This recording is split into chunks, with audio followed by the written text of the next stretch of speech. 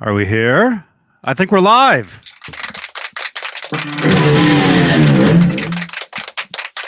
Thank you. Hi, everybody. We're on time for the first time ever. CD Baby now delivers to TikTok? I don't believe it.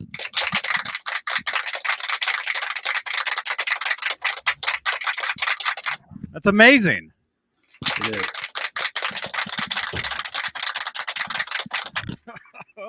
Oh man, Namthrax. Welcome everybody. Yeah, we have a new rule around here where we're going to start on time. Woohoo! Shit. Oh man, we're not even a minute in. F-bombs start after a minute in. No, that was not an F-bomb. It was an S-bomb. In fact, I heard it. In fact, I'm not going to say F-bombs. Okay. Hello. Hey, hello from Texas, Rico B. February 4th, 2020, 8:01 Eastern Time, 5:01 Pacific Time. What am I doing? Who's this? What are we all doing?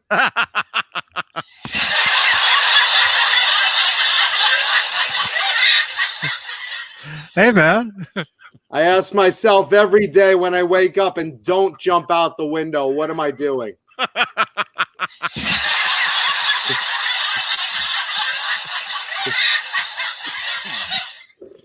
You have nice windows, man. And you have nice nipples, but I don't want to talk about it on the air. Wow. Hey, man. Hey. What's How up? you guys doing? Hey. I've had a long day. Me too. I wish tell I you had about it. anything long. Want me to tell you about it? Here I go. Please do. I want to live vicariously through you. I had surgery today. To enhance it? No, I had surgery in my arm. Oh. Yeah. They insert a spring now, so it's just like oing, oing, oing, oing, oing, oing, oing, oing. Oh my gosh. I want to get one of those surgeries. Uh-huh. It's the most action I get, trust me. Mm-hmm. Oh, I think goodness. almost all Jews should have that surgery. I say almost because I don't need one. Well, 'cause what it is, that same spring that gives you that power to like bionically whack one out, it also, when you stretch the spring, no, this is Johnny, this is serious. When you stretch the spring to reach for your wallet, it tenses up and immediately snaps back.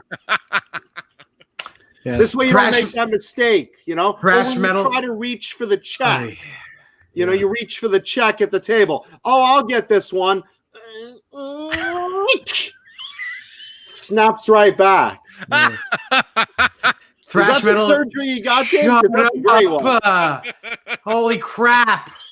It's like a cartoon. Forget it. Jesus. Thrash metal and fun riffs. Yeah, I had that implantation 2 years ago, but every 3 months they have to widen that vein so that the blood flow goes faster. And that's what it was. They just ballooned the vein. No, don't insert any jokes there, John. Not a word. Thank you. As thrash metal says, John, be compassionate. I'm very much trying. But I'm also trying to cheer you up. I don't need cheering up. I'm good. I'm in a good mood. Look at the goddamn guitar I've got. How can I not be in a good mood? Look at the goddamn shirt I'm wearing. I'm wearing a goddamn Franks and Beans shirt. How about that? The Franco the Beans. You gotta be in a good mood if you're wearing a Franks and Beans shirt. Jim Nicholas asked, did Johnny play the Pat's Dogs guitar while he was at my house? That was not one I gave Johnny to play, but I should have. I forgot about that one. Yeah. Should have gotten a photo of you with that guitar. Oh. Next time. Dogs! Next time. Yeah. Definitely. Yeah. Yeah, you guys, John has a lot of great guitars. I mean, the ones that I played were amazing. Amazing. Amazing. How's everyone in the chat doing tonight? I see a lot of friends in the chat tonight. Glad to have you all. Yeah, thank you, everybody. Trust me, I'm not contagious. Not on the air. How are you feeling, by the way? Dude, I still have the fucking flu. I still have anthrax. How can that be? I don't know. Maybe I got that coronavirus. Oh. Wobble, wobble. Johnny, how are you feeling? I still have whatever it is too. But I never got as sick as you did. Right. But I only slept a day and a half, like after I got back. And then I was functional, ever since. And so I still have like the cough. I still have like aches and pains, but I'm just used to it now because it's been 2 weeks. Dude, I don't even know how this happened. I'm coughing. I coughed up a fucking condom the other day. I'm coughing that hard. Man. And I'm thinking the condom was probably from my ass. So it must be like a real dry, heaving cough to get it out that bit, I think there's car keys in my throat. Car keys? You got car keys? The dead car keys of my enemies. Wow. Yeah, I'm starting to honestly think I might go to urgent care this week. I think I'm gonna break down finally. I've been fighting it. Have you gotten any better? Or you still feel that pretty much the same? I still feel tired. My throat's still sore. I'm coughing up a lot of phlegm. I'm congested, and my head. Stop sucking all those dicks. It's all those dicks. Just dick. Oh no, dick. Oh no. But you got to make that money, man. You got to make that money. Wow. Holy crap. Yeah, because you just get used to the pain, man. Like I said, I'm still sick, but I'm just used to it now. So it's like normal. I'm used to it, but I'm not happy about it. But you were coughing a lot when I was there. You were really like that night and then the next day. Dude, I'm still doing it. Oh. Make no mistake. I'm getting out of bed. I'm doing the show. I'm gonna eat something. I'm going back to bed. I feel like hell. Aw, that really sucks. Yeah. But I'm happy I'm here. Yes. More importantly, I'm happy you guys are here.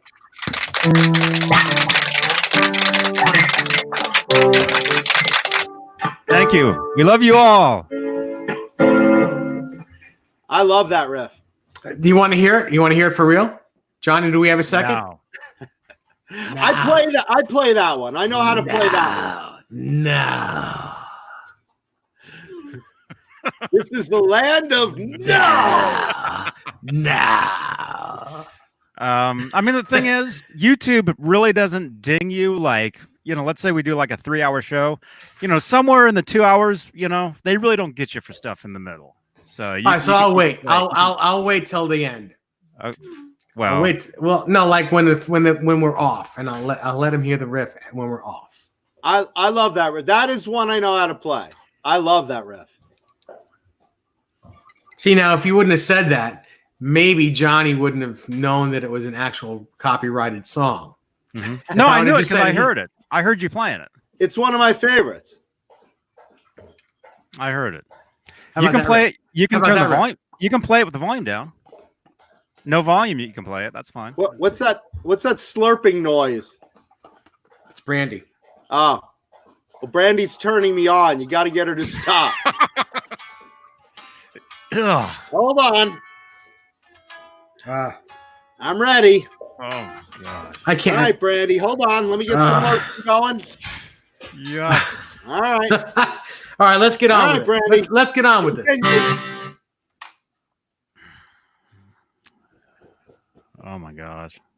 David Shar says, or Cher says, he's thinking about getting an Ibanez I guess, Gem 505, because he's not talking about Levi 505s, and doing a swirl. That's a cool thing. You know, the only thing I don't like about the Gem 505s is the tremolo. They're not good, and you can't put a good one on it because the route is only made for that specific trem. It just doesn't make any sense to me. I really wish they'd make the route big enough that if you want to put a better trem on, you can, but they don't do that. I don't understand. That swirl is so beautiful, Dave. Thank you very much. I am in love with this guitar. I can't put it down. In love with it. And not just because of the swirl. It's heavy. The guitar, the only downfall is this guitar is very heavy because it's maple and mahogany. Good looking. But yeah, that Gem 505 is a very cool guitar. It still has Evolution pickups in it. It's got a very good neck on it. The body is still basswood. It's just the shortcut that they take is that dumb tremolo, and it's their lower line Floyd Rose type of tremolo. Yeah. Hey, did we do roll call? We didn't do No. roll call. No, yeah, do it. Let's do it. Do it. Who we got in the house?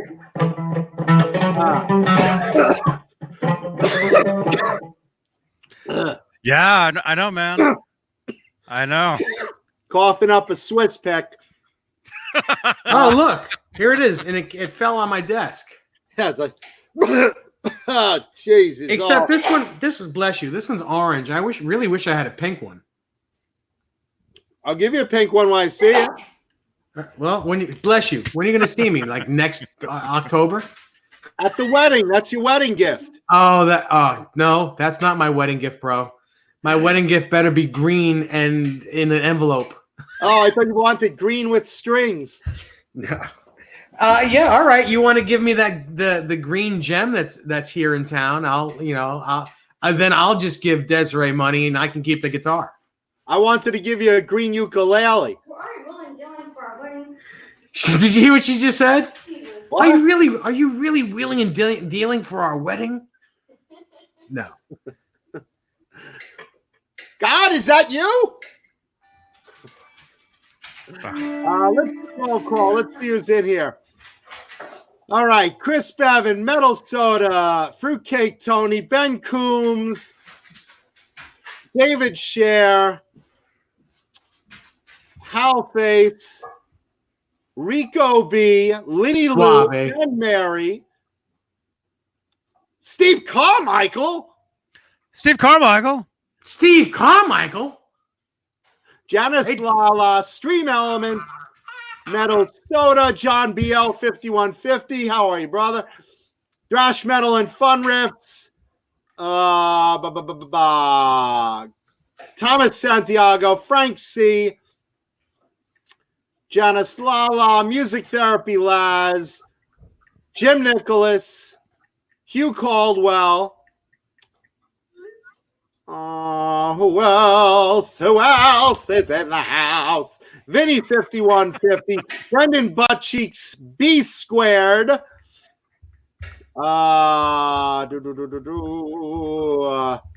Let's see. Gary Thalander, Brian Long. I'll bet she's happy about that.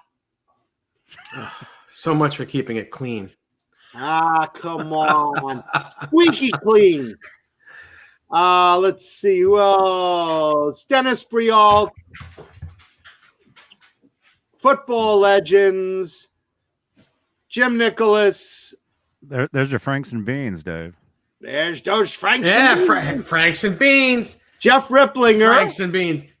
My buddy Ty Price is there. Sean Zimmerman. I just want to give a shout out to Emma. Hi, Emma. That's Ty's daughter. When you get it. Whose is it? My buddy Ty Price is. Whose daughter? Huh? My buddy And Ty what's Price. her name? Emma.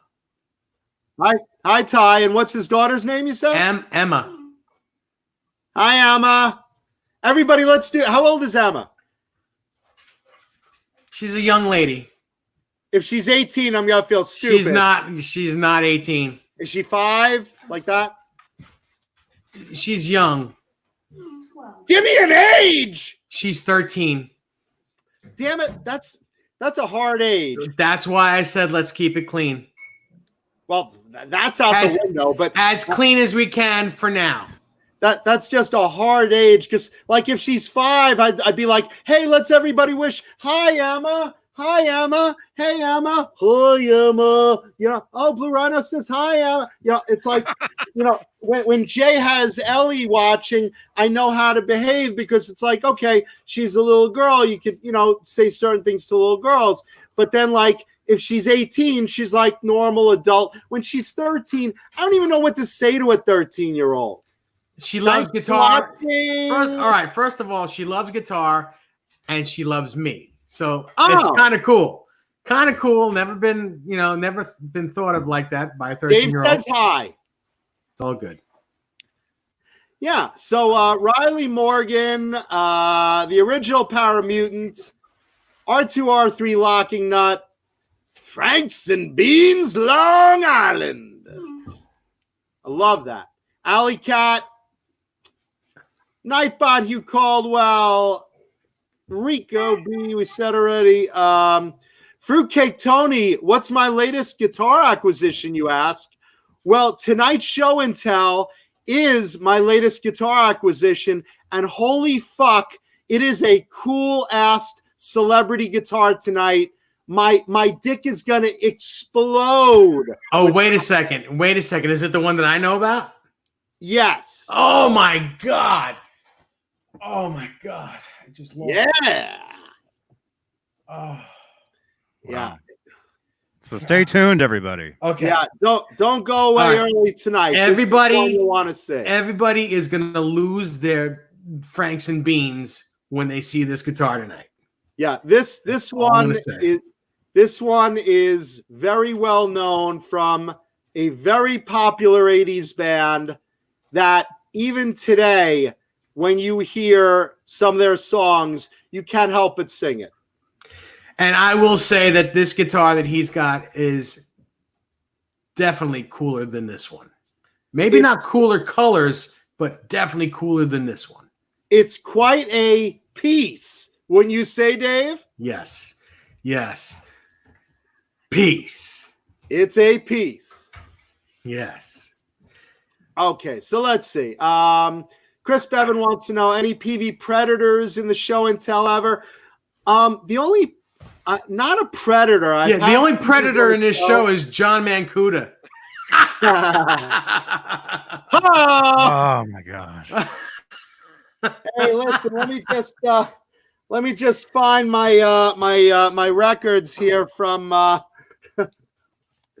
Let's see. Oh, they here we are. Yes. The sealed records.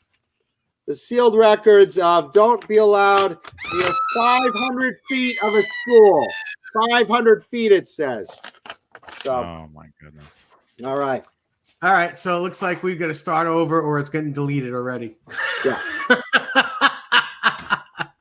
Wow. We didn't say a thing.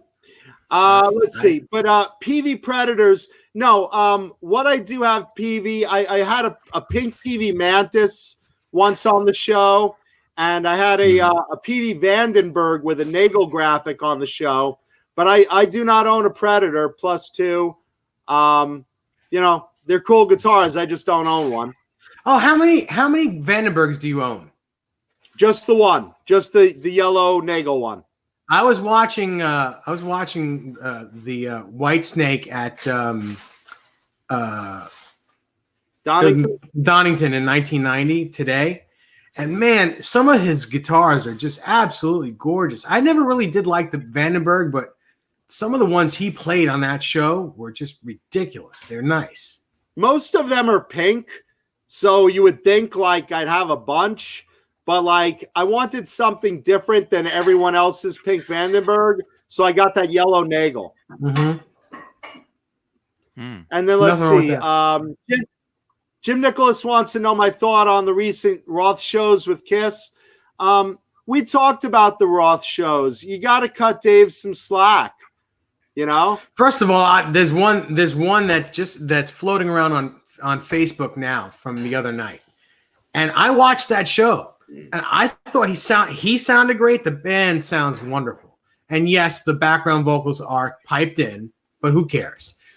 The band sounds great. The band sounds great, and Roth for his age and for Roth sounds great. He just sounds great. Sounds better now than he did with Van Halen. That's all I got to say. Just sounds better. Wow. I mean, you got to allow that right now he's not in physical condition to be doing big jumps off of stages and splits and sword dances. He doesn't do that anymore. It's done, you know? And then, like, you know, he's going to walk around. He's going to do a little lounge kind of singer act. And that's his shtick now. But he's Dave. He's fun. He's entertaining. Just like Kiss is. They're entertaining. Yeah. Yeah, it's all good. I've got nothing really bad to say about Roth. You know, take into consideration that he just doesn't have a good voice. You can't say anything bad about him because he's still doing it at his age, and he's still rocking it, and he's still making women moist. That's just that's what he does.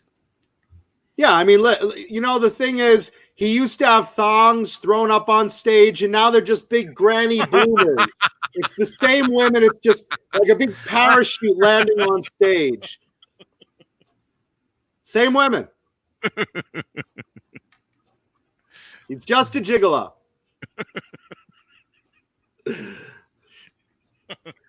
Let's see. Oh, let's give a shout out, only because you guys probably did it Friday and Saturday, but let's give a big shout out to Caleb and Nerd Halen for getting recognized on the Van Halen. What's that website, Johnny? Van Halen News Desk. The Van Halen News Desk. And a special congratulations to Caleb because he is now an EVH Gear artist. Endorsed. He just got endorsed by EVH Gear. Yep. Congratulations. Well Mm-hmm. done. We talked about it this morning. So there'll be a card right next to Dave's subscribe logo there. Caleb and I talked about all that for about 45 minutes this morning. And I'll watch that after the show. Yeah, let's just say it was well earned. Well earned. Mm-hmm. Yeah, he's great. Nerd Halen is great.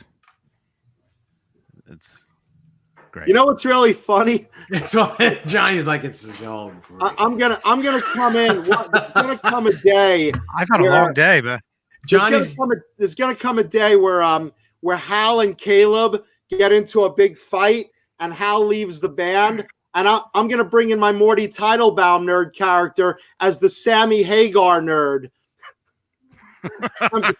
That's actually that could work, except you'd need to have a good voice. Well, therein lies the rub. Yeah, and don't rub. Yeah.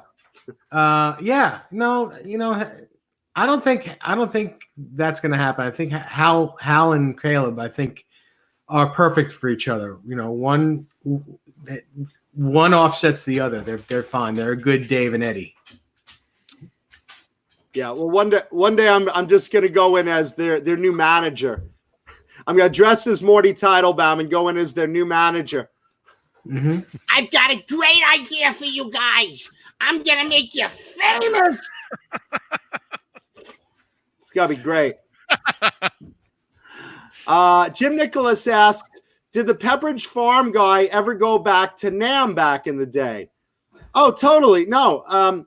From what I heard, yes, back in my day, when we was going to NAMM, it was first starting. Back then, NAMM was meaning something about farmland, and someone brought a ukulele and a cigar box banjo. And between those two, hanging up on the wall of the barn, we had a whole hootenanny. That was the first NAMM show. And I remember catching anthrax, or maybe it was Black Plague back then, of course, with all the immigrant workers coming in off the boat and all that. But I remember you couldn't buy one of them guitars. Neither one of them fellas would sell them guitars, but you could order one of them cigar box banjos. NAMM 1901.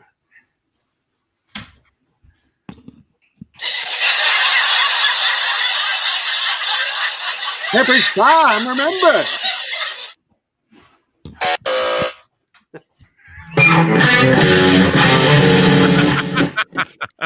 Oh, Thank you, Janice Lala. She wished us to feel better. that's bad. What's going on now? Somebody cut one? Brandy stepped in poop.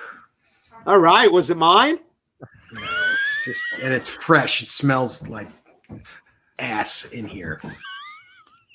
Oh, Jesus, Brandy. Which ass, though? God.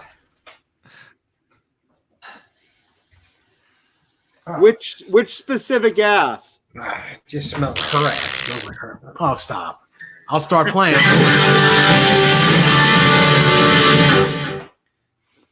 Oh, Jesus Christ! It's methane city over there. Does it always smell that bad over there, John? yeah. And thank you, Dennis Brial. Thank you. I try to make a family-friendly show for us. Try. By the way, there's a lot of guesses in the chat of what band today's show and tell guitar is belonging to. I see, let's see, Fruitcake Tony says Richie Sambora. 802 Blues says Motley Crue. Hugh Caldwell says Poison. Rico B says Megadeth. Halface says Enough's Enough. One of you guys may be right. Love that. Bands. I love that band, Enough's Enough. Love that band. Enough's Enough is terrific, man. Mm-hmm. Yep. Metal Soda says Steelheart Guitars.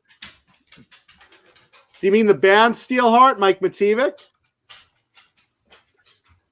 Let's see. Brian Long says any PV Wolfgangs. I don't have any Wolfgangs. I've got three. I've got three of them. Yeah, So I'll give you one. Dave has enough for all of us. I'll give you one so that you have one. How about that? Nice. I'm in. Awesome. Free and guitar, two of my favorite four-letter words. Well, I thought free and fuck were your two four-letter words, your two favorite four-letter words. Free and cash.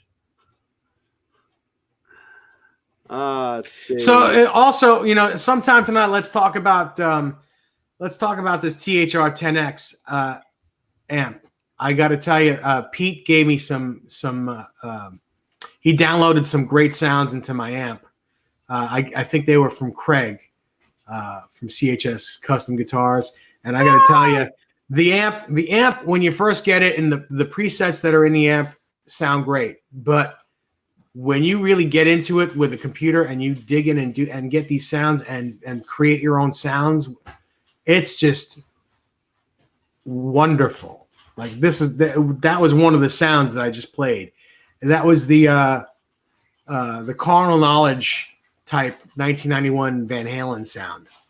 And it really sounds like it. It really sounds like it. I also have a balanced sound in here, and I believe I have a fair warning sound. I don't remember. I think I have that in there too. And they all sound. Where does it save them? Like, how do you know? You have five. You have five little buttons on top of the amp. They're tiny buttons next to the on-off switch. And when you come up with the sound you want, you press the button until it blinks, and it's set in there. Mm-hmm. But until you override it, like if you until you do it again, the yes. computer, yeah. Lenny Lou asks if he's selling the patches. I don't know if he's selling them or not, but why don't you contact him and ask him if he can help you out? If he's selling them, then yes. If not, maybe he'll be kind enough to at least send you in the right direction to get them. Mm-hmm. Did he make them? I believe he made them. Yes, I believe he did, because from what Pete told me, he sat there and really dialed in the sound. I mean, it's I mean, you really can't hear what it really sounds like over this thing because I'm sure it implodes as I start playing. It starts to compress too much. But if you were in this room, you'd be like, wow, that sounds like, it sounds like carnal knowledge. It just sounds like pound cake, If I was in that room, I'd be smelling methane. Mm-hmm. TWF 7848 asks, do you find the necks on the Ernie Ball guitars to be small? Damn it, I lost it. To be small, like a broomstick thin compared to other manufacturers like Fender or Gibson. Yeah, they're smaller. They're still very comfortable. I don't have super large hands.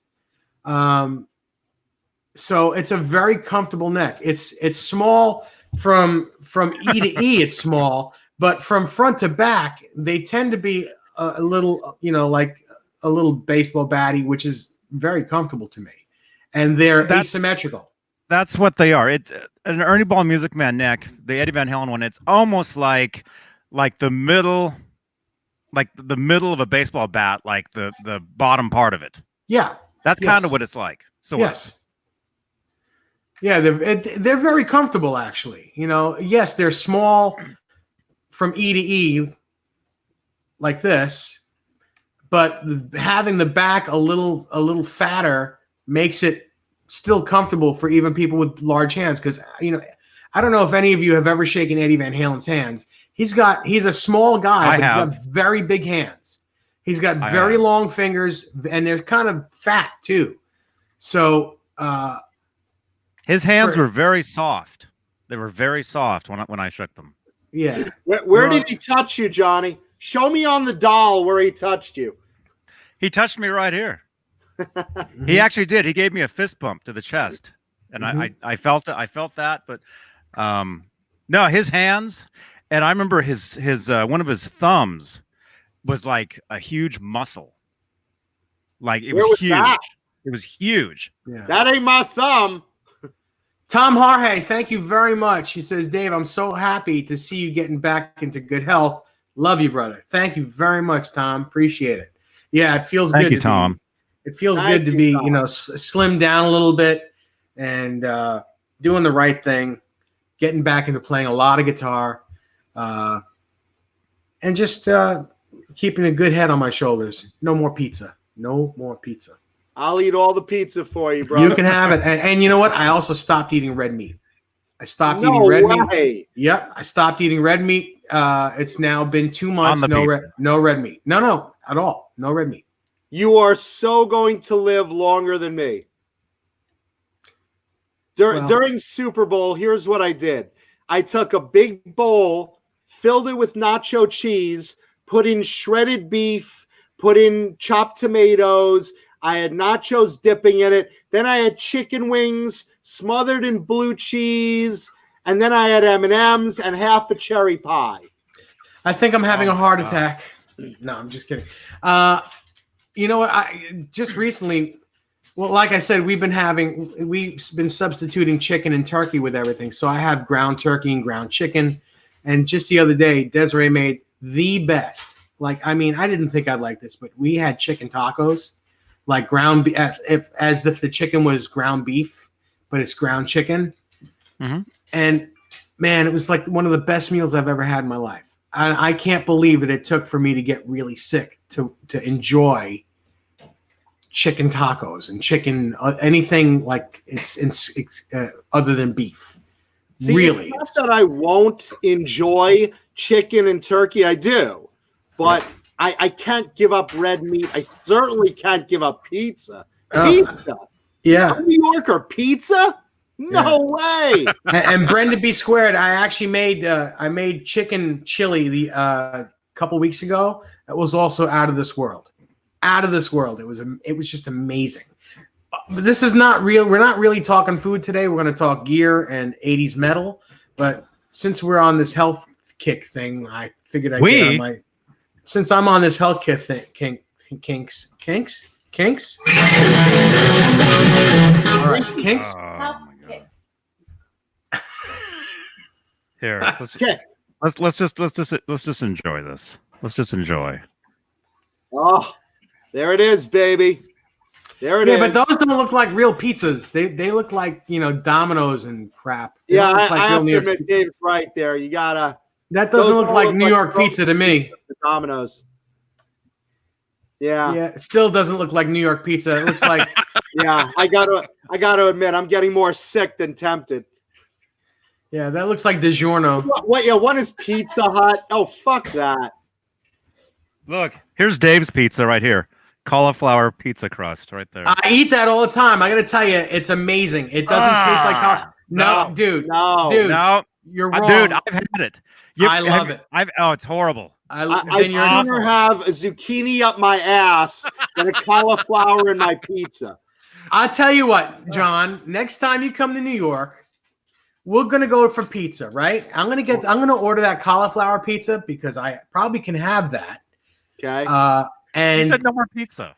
well, no. It's the bread. It's the bread that I can't have. But I'll get that cauliflower pizza, and you will not know that it's cauliflower. It's different at Sal's Pizza, where it's not the same. Dude, I'm a foodie. I would know immediately. And I'm not a foodie. Look at me, for God's sakes. There you go. There's the Anyway. Chicago. No, Chicago Papa pizza John. looks great too. I've never had Chicago pizza. I've had New York's version of Chicago pizza, which is okay. I've But I'm had sure Chicago. Chicago's is great. I've had real Chicago. It's delicious. It's different. It's a thicker cornmeal crust. It's different. Right. Fruitcake Tony, you're never going to hear Mancuda admit that Richie Kotzen is better than CC DeVille. It's not going to Never. happen. You're not. It's not going to happen. It just is. As soon as Mancuda stops being gay, then he'll admit it.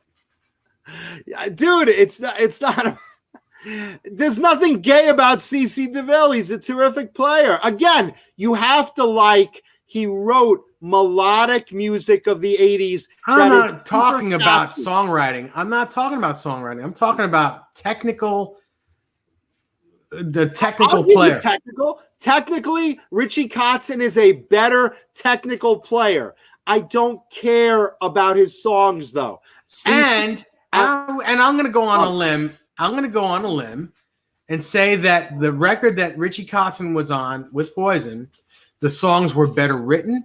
They were better performed than any of the other Poison records. The only difference is they're not bubblegum songs. They're adult songs. Name one. At this right this second, I can't. Right this second, I can't. except for Stand. Let's find them. Stand. What is it? Yeah, more like Stained. Poison. Stained, like my sheets. What was that? 1993? Yeah, the album is Native Tongue. Native Tongue. Which was very much up the ass of I think Ricky's wife or something. Well, that's why he got Who did fired. sleep with? That's why he got fired. Because he was screwing Ricky Rock. No, Bobby Dahl. He's screwing Was it Bobby Dahl. Bobby's wife? Yeah. Yeah. By the way, a lot more guesses in the chat. All bands that I have guitars of: Great White, Motley Crue, Poison. A lot of good guesses.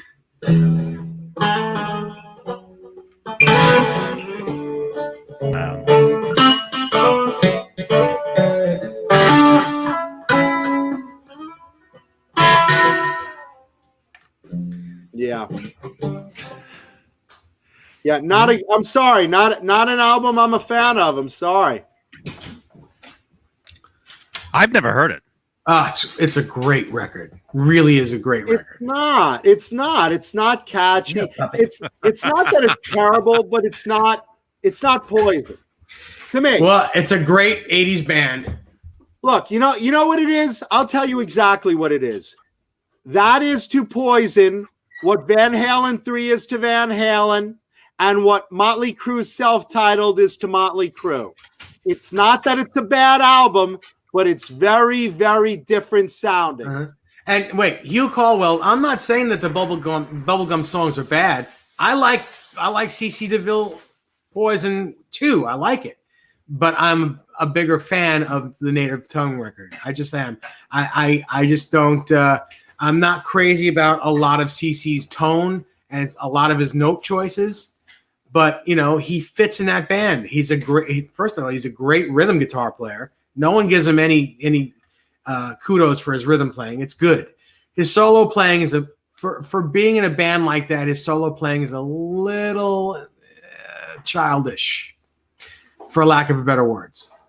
It's a little childish. His vibrato is not very good, and I think that's what I give him. That's what I don't like about it the most. I think his solos are good. If he had better vibrato, it would sound much better. That's all. I just love his playing. I even love his tone, which You know what? not a popular option, but to me, that is a very distinct 80s sound that I've always enjoyed. Yeah. Well, Okay, what was that? that was the dog. What the fuck? That was Brandy. No, listen. If you know anything about labs, that's not Holy a fart. hell. If you know anything about labs, they have a very small esophagus, and they always try to cough up anything. They go and that's what she just did. Well, they obviously have a very big anus because it's tooting like a tuba. That wasn't a fart, though. It will be in a minute. Brett McCord, you didn't get that guitar I sent you in the mail? I didn't send you anything. I love you, brother.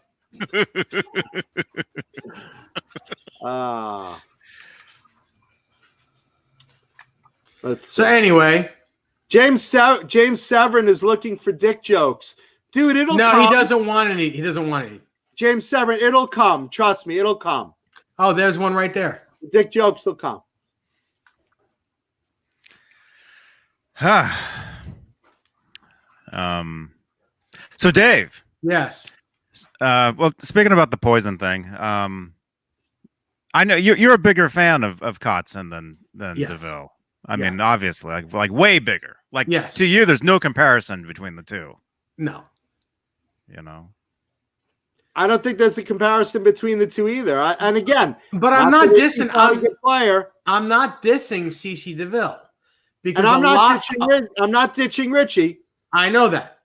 But a lot of the guitar players in the 80s, maybe not a lot, but some of them were more of the CC DeVille, like the guitar player from Ugly Kid Joe. Take him. It's like like listening to CC DeVille. His note choices aren't the best, and his vibrato really isn't the best. It's really not good. But he fits in that band, and I don't even know his name, but he's like, he made it. That band made it. It's like kind of listening to Poison without the voice. Nothing against Ugly Kid Joe. They're a great band. I never listened to Ugly Kid Joe and said, that sounds just like Poison or similar even to Poison. Totally different sound to my ears. I'm not talking about the sound. I'm talking about the type. The type of band, the type of players. They're not great, but they are great together, and they made it. But individually, it's like, it's not really a great guitar player. To me. It's just my opinion, but they've had a lot of members in that band. Well, Which Ugly Kid Joe? Wait, Palo Alto?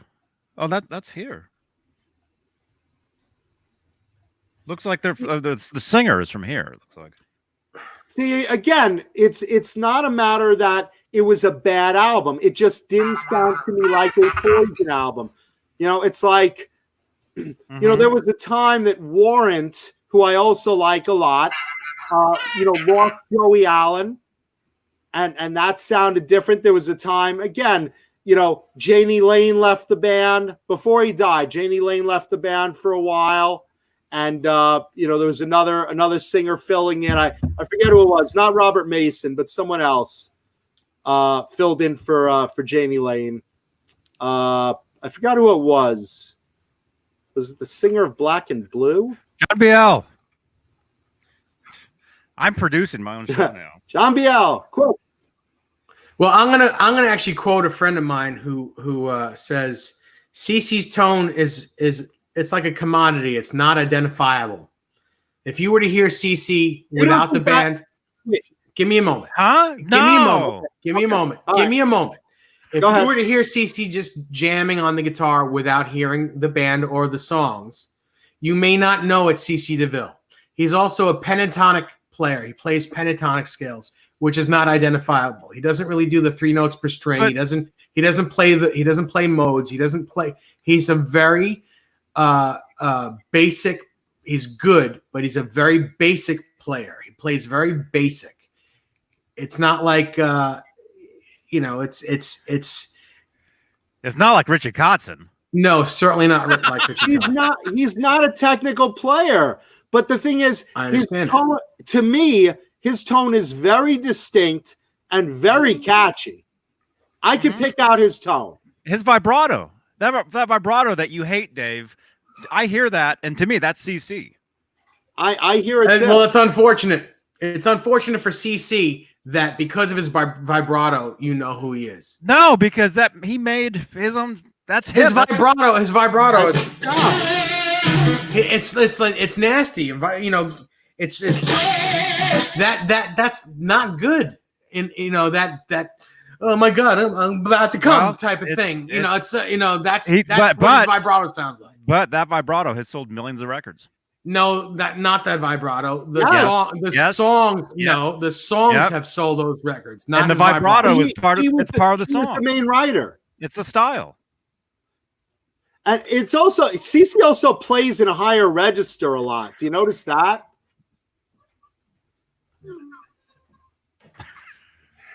He always has a capo on the 12th fret. No, but do you notice that he plays a lot in the higher register? Metal, dude. I don't know. It's just I had one. Let's agree. Let's agree to disagree about the CC DeVille thing. Look, that being said, I do like Poison. I like the songs. If they're on the radio, I'll listen to them. I don't go, oh, Poison, get it the fuck off. I listen to it. I like it. I'm not a big fan of CC DeVille. That's all. That's all it is. And I have the right to say that. And it's not a crime because, again, you're not wrong. I'm not wrong. It's all a matter of personal taste. I had one of his. He was in a band called Samantha 7. Yes, if you remember that. I had that CD, and I thought it was great. And it was CC DeVille. It was him. Wasn't it him playing and singing? Wasn't he the singer too? Do you remember? I don't know. I remember the album. I have the album. I haven't listened to it. In a while, but I remember it. Yeah, it was them being like a pop punk band, is what it was. I'll tell you one thing, though. I challenge you guys to find a better live band than Poison putting on a show, because I would put them easily in my top 5 absolutely best ever live bands. Are you kidding me? I can name 10 of them right now better than Poison. Go ahead. I'm saying maybe not the best, but I'm saying in my personal top 5, I've seen them live 100 times. They're one of the best live playing bands out there. They sound like their records. Okay. Iron Maiden, Judas Priest, Queensryche. It's different styles. Doesn't matter. He's talking live bands. He's talking live bands, rock and roll. It's all rock and roll to me. But I think John is kind of saying also it's like the style of what they do. Okay. Night Ranger, Styx, REO Speedwagon, all better bands than them. You think? Hold on. Van Halen, still. I'm saying that, and here's what I'm basing it on. Def Leppard. Def Leppard's a great live band. But here's the thing, and there's certain statistics that I have to have. I want a good frontman. And when I say a good frontman, someone that pours energy into the crowd, runs around stage, sounds vocally like the record, and I want the same out of a guitarist. Now, I get that at any Poison show I've gone to with Brett and CC. And I'm not saying there aren't others. I'm not saying others aren't great live. Some are, some aren't. We've all been to live shows and been like, the record's better, or they don't sound like the record, or they modify things. Poison, they sound like their records. Mm-hmm. Brian Long, if I'm wrong, sorry for having my own opinion. No, just like you have your own opinion. You're not wrong, Dave. I'm just saying this one I got to say is a matter of, not really a matter of taste. This is a matter of opinion of performance. Live, I consider Poison one of the best performing live bands that sounds like the record, puts on a high energy show, and I've never left unsatisfied. I've seen them a lot. Okay, I don't mind that. I've never seen them live. Never seen them live. So other than on VH1 or whatever concerts I've seen on that have been televised. So, and again, I do like the band, and I think they put on a good show. I'm just not a fan of CC DeVille. If you don't like what I'm saying, don't watch the fucking show. That's all. Or hey, you can have your opinion too, just like this is my opinion. That's all I'm saying. And your opinion is very valid because it's a matter of taste. Mm-hmm. But don't not watch the show, though. Definitely no matter what, you got to watch. Well, Yeah, of course they're going to watch. They're going to watch to either disagree with me or agree with me. So all right, it doesn't matter. Because I'm just gonna say it. The show is all about me. So that's it right there. Everyone go home. Show's over. It's like the end of Ferris Bueller. What are you still doing here? You guys are all still here? Go home. It's over. Go.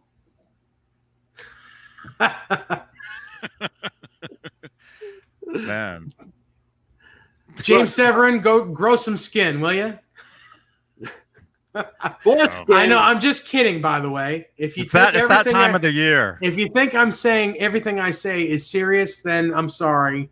But, like John Mancuda here, this is kind of a comedic show as well. I guess I don't do comedy because I do it with a straight face. So Dave's a straight man, definitely. You tried, huh? Yeah. I made moves on him. Swear. I can't do it now anyway. You know what? Fruitcake Tony puts it very, very plainly here. CC DeVille is Poison, but Kotzen is literally twice the player that CC is. I got to agree with that technically. Mm-hmm. One just suits Poison better, and I'm a bigger fan. So was it a mistake bringing Kotzen into Poison? Well, Bobby Dahl thinks so. I don't even know what happened. I will tell you this: since Kotzen was in the band, and post Kotzen, because Kotzen was in the band and actually kind of taught everyone really how to play their instruments, they have been all their records after Kotzen has left has been much better because they actually play better. Wait, all of whose records? Poison's. All of Poison's records since Kotzen left the band have been better because they're better musicians because of Kotzen. I gotta disagree with you, bro. Oh, dude, come on. He taught them how to play. What do you mean he taught them how to play? Dude, Kotzen came on after all their biggest hits. After all of them. Yeah, the first two records. Those were all the hits. Flesh and Blood is an amazing record. Wait, let me look them up. How many? You're not getting what I'm saying. I don't care. You can play three fucking chords and have a hit song, which is basically what most of those are. I'm talking about their music. I'm talking about their musicianship, not how well they write a hit song. That's two different things, bro. Two different things. And again, I agree. Ricky Rocket has become a much better drummer after Kotzen left because his timing is better.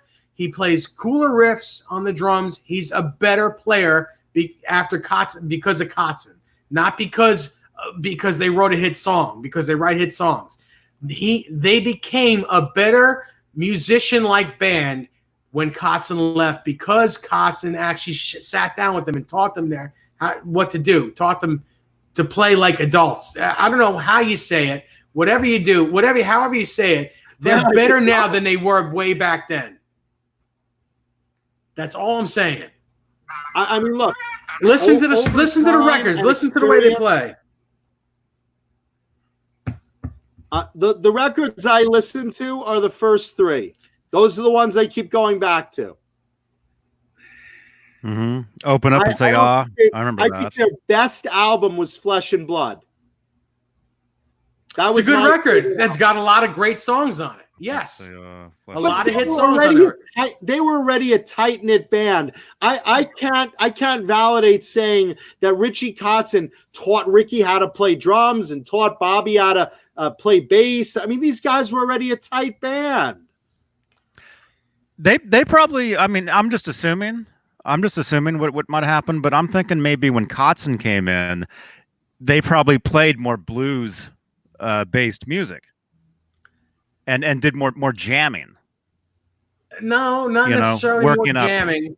And it Well, was, no, I mean I during the think songwriting. the record was more gospel, I think, more gospel. I wouldn't even call it gospel, but it was in the gospel vein. Amazing grace, how sweet the sound to save a wretch like me. So are we going to get dinged for that? Oh, we've been dinged. We got dinged 2 seconds into this one tonight. So Ding ding. I don't know. I've never heard Flesh and Blood, so I'm gonna have to. It's a great CD. We're gonna have to have a Discord listening party and listen to that. I've never heard it. What do you guys in the chat? For those of you guys that are Poison fans, again, there's no wrong answer. What is your favorite unless I say it. Poison CD? There's no wrong answer unless I say it. No, I didn't say you're wrong. I said you're entitled to your taste. I just think as far as Poison product, I think that the first three albums were amazing. The third one being my personal favorite. And again, I'm curious of the chat what their favorite album is. And I'm not disputing that Richie's a better technical player. I am disputing he shouldn't have slept with, what is it, Bobby's wife? I thought it was Ricky's wife. It might be Ricky's wife. That was one of them. Who's the drummer? Who's the Don't Ricky sleep with Rocket? your bandmate's wife. How come Yeah. we didn't ask him? Richie was right next to us for like 2 hours that night. I thought you did. I thought that's why he took the camera off when he went like that. No, I told him I'd met him before, and that's what he did. Wait, did I sleep with your wife?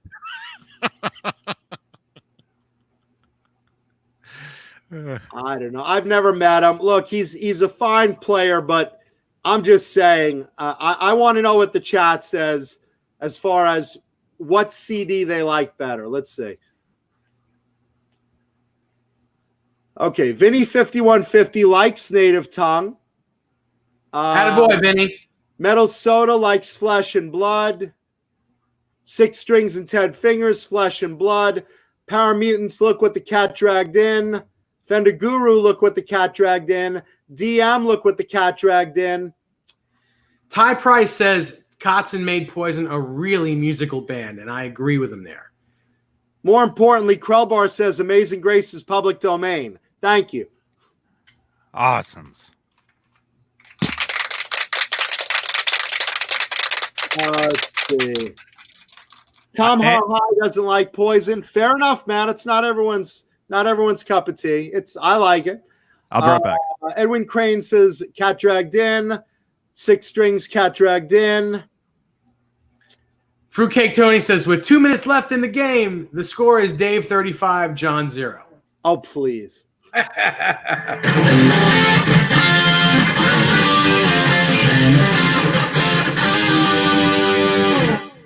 Yeah, let me tell you something. Look at Poison sales. Tell me how Native Tongue did to Absolutely. No, you're right about that. And you keep on harping on the same thing. I'm not saying that they're not hit makers, a hit factory. They are a hit factory. Yes, they keep writing hits. I get that. But that does not make them good musicians. That's what I'm talking about. Because they write hits doesn't make them good musicians. What? When I buy a CD, which I still do, when I buy a CD, I want to put it in my player and I want to hear good music. I don't give a shit how technical it is. I want things that are catchy and fun. Okay, well, I'm sorry. Then we're talking apples and oranges because you're talking about one thing and I'm talking about the other. That's what it boils down to. Well, no, look, I'm agreeing with you. They're a hit factory. They write hit songs. Anything they write pretty much is gold, pretty much. But that doesn't make them good musicians. I'm sorry, they're not. Well, maybe they are now, but CC DeVille is not a great musician. He fits the band perfectly. He writes great songs. Doesn't make him a good musician. Sorry. That's just my opinion. And that's a fair opinion. And again, Richie Kotzen is a great musician. I consider CC DeVille a great musician to what I like. And Bo Zeke is right with me. Kotzen would have made them a much more seriously musician band for sure. That doesn't mean they do well. Brian Long, I'm not disputing that Nothing But a Good Time is an awesome song. They are awesome songs, or else they wouldn't be a hit. But it doesn't make them good musicians. But you know what? Slash applied for Poison, and I don't think he would have been a good fit. I'm going to say it like this way. What was the band that did that song Bop in the 90s? What the hell was the Hanson? Hanson is the name? Whatever. Hit song. Doesn't make them good musicians, though. But that's not metal. It doesn't matter what genre we're talking about, John. It doesn't matter what genre. I'm talking about a hit song doesn't necessarily mean you're a good musician. That's all I'm talking about. All I'm saying is when I listen to what I like to play, to what sticks in my head as far as hair bands, Poison is right at the top of my list. Okay. And I don't see Hanson on the stadium tour. They made more money with that one song. It doesn't matter. I'm not saying that they're as good as Poison or they have as many hit songs as Poison. But it was a hit song for a long time in the 90s. And they're not good musicians. Maybe they are now as they're older, but back then they weren't. Well, Dave Nestor, I do declare, as I enjoy this Bang Energy drink, sweet Georgia peach, we can agree to disagree. Thank y'all, Bang Energy drink.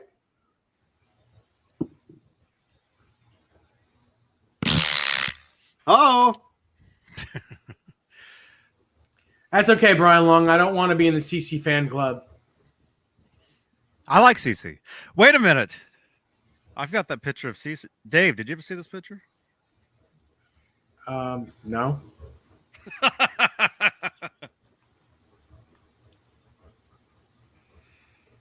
Where is it?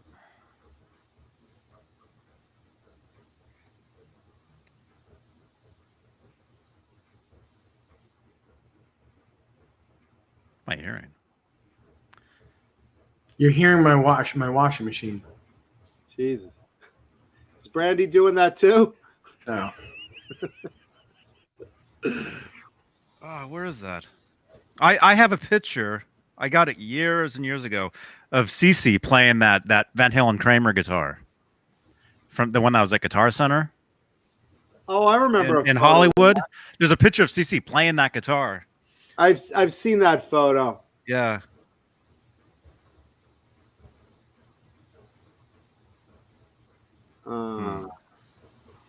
Anyway, I'll find it. I'll make it the thumbnail or something.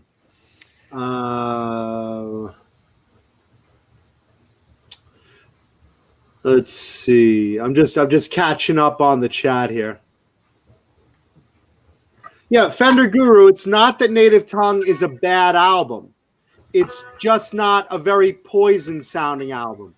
Just like, again, Motley Crue's self-titled album doesn't sound very much like Motley Crue. So it's like the redheaded stepchild.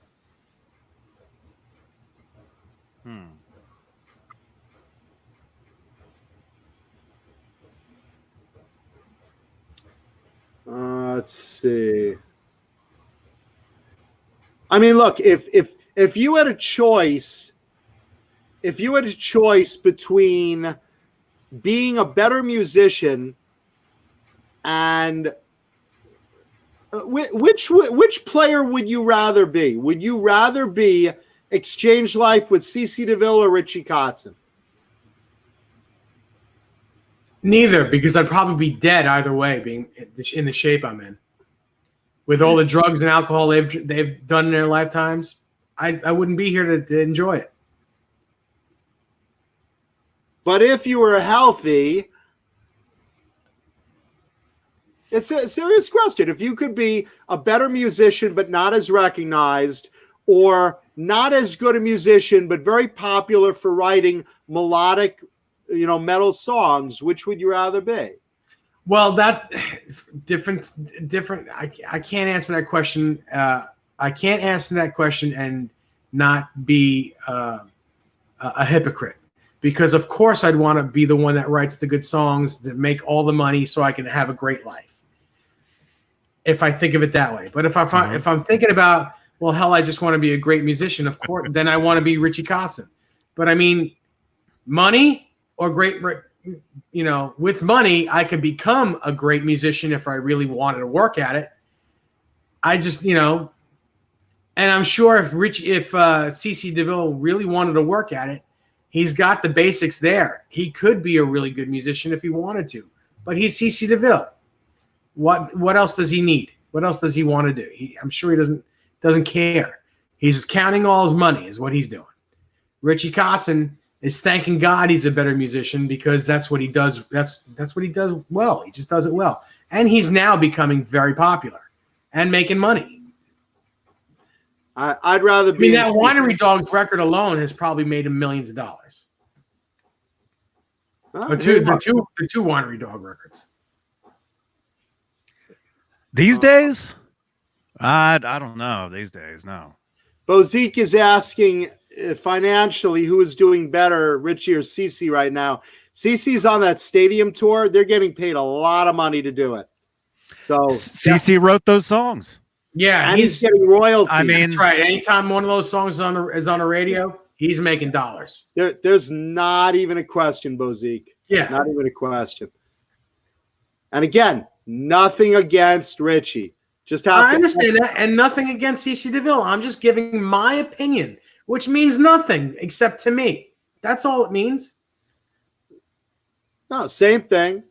AI Gaming brings up Nikki Sixx, says the worst bass player in the world, but wrote a ton of hit songs and very rich. And I disagree with that. I think Nikki Sixx is a good bass player. He's a guitar player's bass player. You don't want a bass player that's going to be a second guitar player in the band. Although I love Billy Sheehan and I love bass players that do that. But for the hit records, you want a bass player that's going to thump on an E and an A string, like Michael Anthony. Michael Anthony is like a Nikki Sixx. He's nothing. All he did in Van Halen was this. Pretty much. He had a couple riffs here and there in songs, but he's the bass player you want in a good rock band. Just to lay the bass down, not do any acrobatics.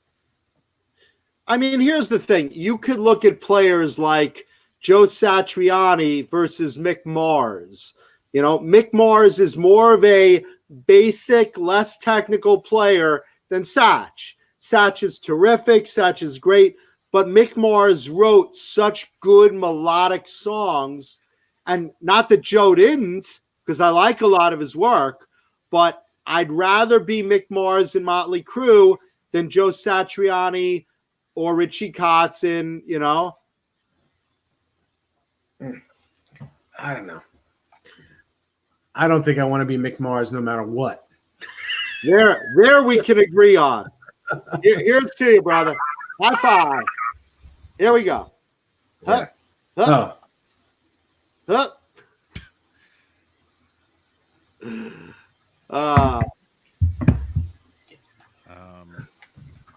I'm surprised I didn't get a bunch of shit because I said Michael Anthony is a simple bass player.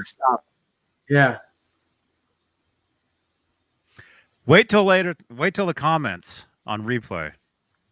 There'll be. I have a feeling there'll be a lot of comments down there. Well, I don't care. You know, I don't mind being a little controversial. This show needs it every once in a while. There's nothing wrong with having different opinions. That's all good. Yep.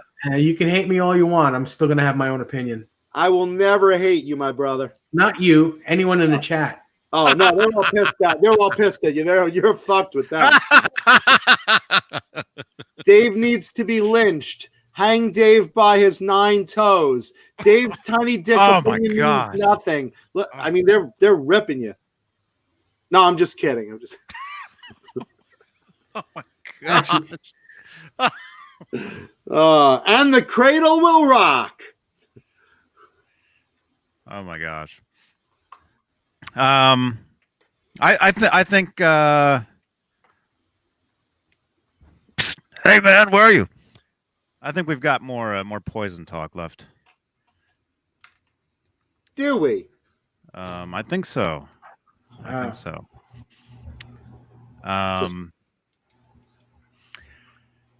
Let me guess. Jason McNamara's coming. CC, are you ready to come on? Doesn't he? Yeah. Who is it that has his phone number?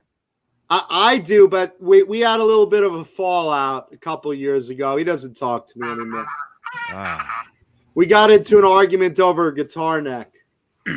I listen, CC, if you're out there and you're watching, because it's very possible, dude, I love you, brother. Give me a call. You got my number. He probably doesn't anymore.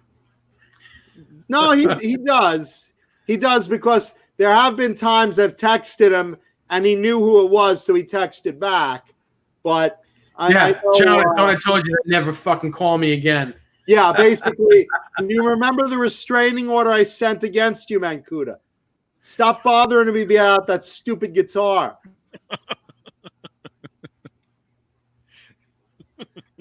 Let's talk about a few other things in metal news real quick. Lita Ford has commented on Ozzy Osbourne's health. And if you remember, Lita and Ozzy did that duet, Close My Eyes Forever, back in the 80s. Mm-hmm. So, you know, she's hung out with him. She gets it. And for those that don't know, Ozzy Osbourne recently diagnosed with Parkinson's. And, of course, we wish him well. He's dealing with that. But basically, Lita said, in general, snorting ants and stuff messed up his life. Admittedly, look, Ozzy has not made the best health choices. I don't think most people in the 80s have, with drugs and alcohol. But yeah, the ants and the bat's blood and chickens and, you know, eating the raw animals probably didn't help. You know? I don't know if I would snort ants. Well, for $1 million, would you snort ants? Well, he didn't get paid $1 million. He got paid nothing. There was ants in a puddle of urine. Oh, okay. Jason McNamara joining us, ladies and gentlemen. Jason. Look at that guy. Dave called it, didn't he? Dave called it. What? Your mic's muffled, man. Can't hear you. Oh, hang on. Hang on. What's going wrong here? The crotch mic. Talk to the crotch mic. Man, you're in Japan, for God's sakes. Aren't you guys like the top of the line capital? Jesus. Now I don't hear a word you're saying. Jesus Christ. He's telling me to go fuck myself in sign language with his mouth.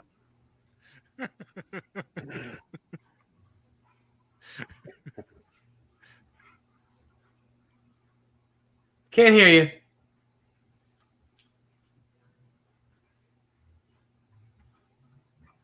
Oh, boy.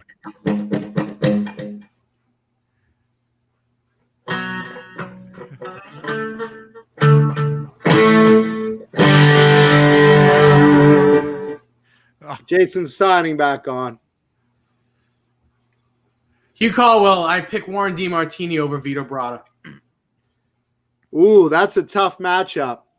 I'm going to go with Warren also. Vito's an amazing player. Yeah, Vito Bratta was great the first time when he was Eddie Van Halen. Are we working now? Yep. Sort of. Keep talking. Talking, looking Yes, like crap at the moment, but talking. You're good. You go. So Hey. I hate, hey Johnny, I hate the fact that I'm so predictable that Dave knew it was me straight away when Johnny said, let's extend the poison chat. But I just know that I've got to tell you, a lot to say. Shocky, you got the drum roll ready, Johnny?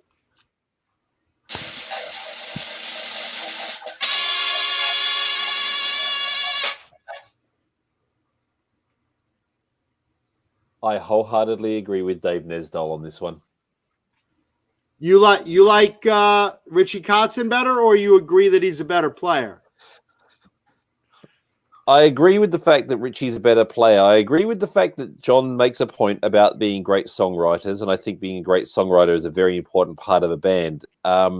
But I'm one of those musicians who spend a lot of years honing my craft between guitar, between keyboards, between being able to sing backing vocals so that I could walk into a room and harmonize with any 3-4 part arrangement and jump in on a syllable and all that stuff. And I put a lot of pride into that.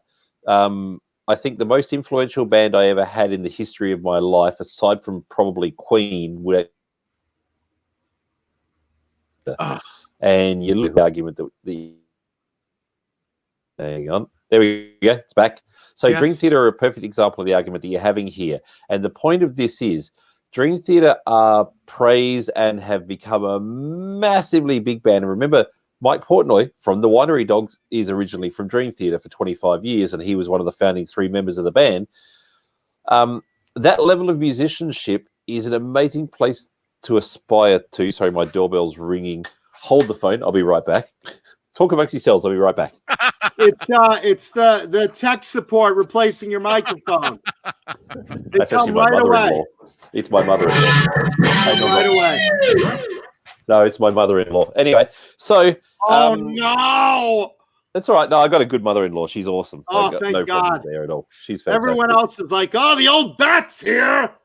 Nah, thankfully, mine's actually amazing and very supportive of a lot of things. So, Dream Theater are a great example of all of this because you've got the absolute creme de la creme of amazing skyrocket level musicians.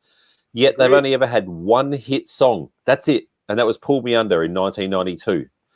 Their greatest hits album is actually called very comedically It's a Dream single. Theater's. It's called Dream Theater's Greatest Hit and 21 Other Really Cool Songs, or something along those lines. I could be paraphrasing, which lends to the fact that Mancuda's point is there. But I'm with Dave in the fact that yes, making all the money and writing a big hit song and stuff. It's funny when you look through history. Most of the time when those sorts of things are done, it's actually the people like the Nikki Sixes of the world and Poison of the world that manage to write those super, super, super memorable songs. You get rare, in hair metal we're talking here, you get rare examples of people like, I don't think anybody could argue that there was a greater, well, they could argue, of course, you can argue anything, that there was a greater songwriter in the hair metal genre than Janie Lane from Warrant. Oh yeah, I love Janie. You know, I think He Desmond was Child. a Desmond Make the Child. argument fantastic for a lot of guys, but I will say Janie was a top class writer. what Johnny says is true. Sorry, I should have prefaced that a bit better with the fact of being a rock star and a songwriter. Sorry, because you're right about Desmond Child. Desmond Child, definitely. I mean, there's a lot of you know- of behind the scenes writers that are ridiculous. You know. Yes. And Desmond being one of them, probably the one. Desmond, Yeah, he also helped BonJovi write some of their greatest songs. Some try most of. Exactly. Yeah, right. All of them. Slippery When Wet and New Jersey wouldn't have existed without Desmond Child's involvement. Well, even before that, Slippery When Wet, Living on a Prayer, and You Give Love a Bad Name. Both Yeah, his. they're all Desmonds. Yeah. And Bad Medicine. That's another Desmond song. That I You was look at the there. Influence. I was there. I saw all the records on his wall. You know, from all those bands. Wow. You know, he And sent another me. guy who was very prolific. Sorry, go on, Johnny. Oh no! Before I moved down, for those of you who don't know, I was in a band that Desmond was producing and managing. And I lived in Desmond's house for about 9 months down in Miami Beach, Florida. And before I flew out there, See, this was before I had the internet. So I really didn't even know it was actually him until I walked in the room and actually met the dude. I took a chance flying across the country just to meet this guy. Hi. And anyway, he sent me a fax of all his songs that he wrote. It was this thick. It was incredible. You know? And like you would look through it and every song it's like names that we wouldn't even think of, right? Oh yeah. It wasn't just the BonJovis and the Aerosmiths. He did a lot of the country, Leanne Rimes, a lot of different stuff. I mean, he was in a band in the 70s. Actually, he's actually played on Saturday Night Live back in the 70s. You know, That's so cool. he did a lot of stuff before the BonJovi stuff. But when I was there, that's when he was working with Ricky Martin and the "Livin' La Vida Loca" song. I was there when they were writing that song. Really? Johnny was in the shower. Johnny's in the shower. Desmond walks in. How does this sound? Living La Vida Loca. Living La Vida Loca. Johnny's like, what the fuck? How I was going to ask, like, the fact with Living La Vida Loca, the baritone, or just they tuned it down to C sharp. I've actually played that in the cover band many 20 odd years Me too. ago. I did that in the wedding. So I remember, but look at this. Check this out, right? I just pulled up the Wikipedia page of Desmond Child's songs that he's written, and look at this. I can't read that. Go through some of them, Jay. Isn't that crazy? Internet's going funny. In Japan. Like, isn't that nuts? The list just goes on. Yeah, I know. Except, unfortunately, I think I've got to get a new router. Yeah, the list just goes on and on and so on. So many tunes there and so many bands. And every song. Airport Supreme, bro. Get an Airport Supreme. He even wrote with Cyndi Lauper, Lindsay Lohan. He wrote with Sebastian Bach. Yep. Mm-hmm. Yeah, when I was there, we worked with this guy named. He wrote some songs with Clay Aiken. Yeah, he did all that stuff. When I was there, actually, the guitar player that I took over for was a guy named Eric Bazillion. Bazillion? I know that name. Bazillion. Are you serious? Yeah. From the Hooters? From the Hooters, yeah. Yes. Yeah, Dude, and I love the Hooters. Eric coached me. He coached me on how to play some of the stuff. But yeah, Eric, he was the other guy in Cyndi Lauper's Time After Time. He was the male vocal, and he's the one who played the guitar on that song. Huh. I thought that was Captain Lou Albano, no? That was Wanna Have Fun. And I thought he was the other vocalist. Yeah. And guitarist. Yeah. But actually Eric, he had just had a hit with what's her name? What If God Was One of Us? If you remember that song. Yeah. That was one of his songs. Who was that? Joan Osborne. Joan Osborne. Yeah. Mm-hmm. And then that was featured. Ozzy Osbourne. That was featured in one of the Austin Powers movies. Yeah. That song. Dude, you mentioned the other day, Mancuda, you'd like to do an Aussie animated show. I would love to see you voicing a Sharon and Aussie animated show. That'd be so good. You know, in my head, I can envision it just like a little squished down version of Ozzy with glasses on all the time. You know, just that's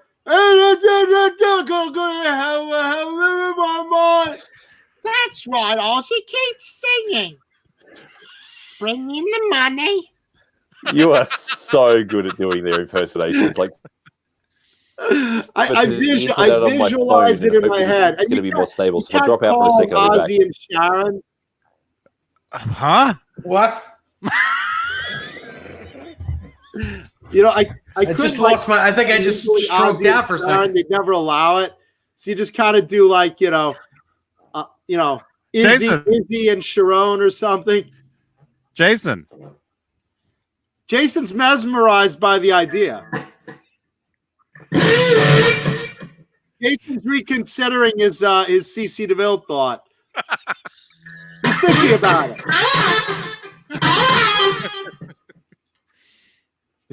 Desmond did a lot of stuff. He managed Steve Vai. People don't know that. I did not know that. Mm-hmm. It's true. He did a lot of stuff. And it was all when he was younger than all of us. You know? He still is. Mm-hmm. Yeah, I sent him a message actually recently, but it was somebody who worked for him who wrote me back.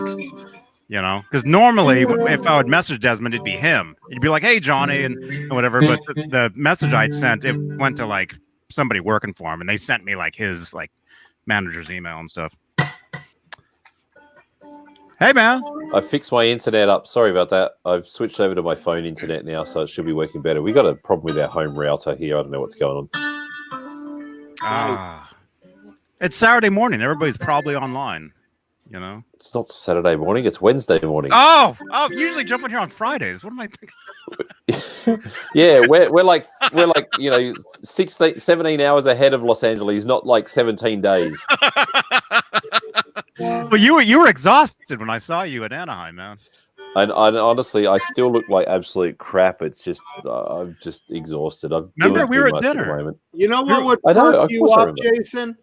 Delicious don't Bang energy drink, sweet Georgia peach tea. Delicious. No. I can't do energy drinks, dude. They mess with my head. Oh, I would go insane if I had Dave, that. the trick with Money for Nothing is actually differently tuned. I believe he tunes the B string to a B flat, if I'm not mistaken. Tune it to a B cup. There's something. I've got a B cup right here for you, pal.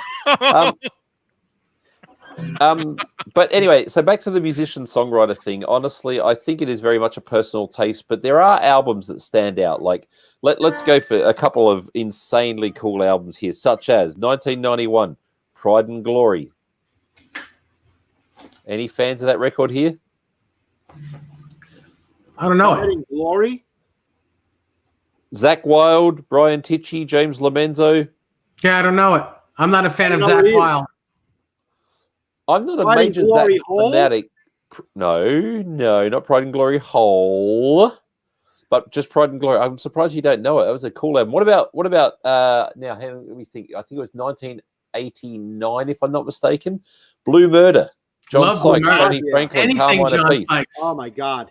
Anything John Sykes does is fantastic. Phenomenal musicianship on that. We saw Carmine walking into the bathroom at the hotel. Yeah, Carmine and Tony were both there. I caught up with Tony there as well. Tony was at NAMM. Yeah, John Sykes does no wrong, man. Everything. Fucking Tigers of Pantang, Whitesnake, Blue Murder, his solo stuff, Thin Lizzy. He's just fucking incredible. The only thing John Sykes does wrong is just disappearing for too long on end without. He's no Poison, though. It doesn't have to be Poison. He's no CC Deville. Oh man, John Sykes can wipe the carpet with the CC Deville. No shit. You think? I'm not saying he's the greatest guitarist ever lived. That would be Steve Vai and Eddie Van Halen, and of course Randy Rhoads. But with that said, look, I just happen to like his music. I like a lot of guitarist music. And you're allowed to like his music. There's nothing wrong with that. Your taste is allowed to be up your asshole. Absolutely. And your thumb and tongue are also very much welcome up my asshole. No, seriously, like, there's nothing wrong with you liking Poison. Like, I mentioned Warrant just before.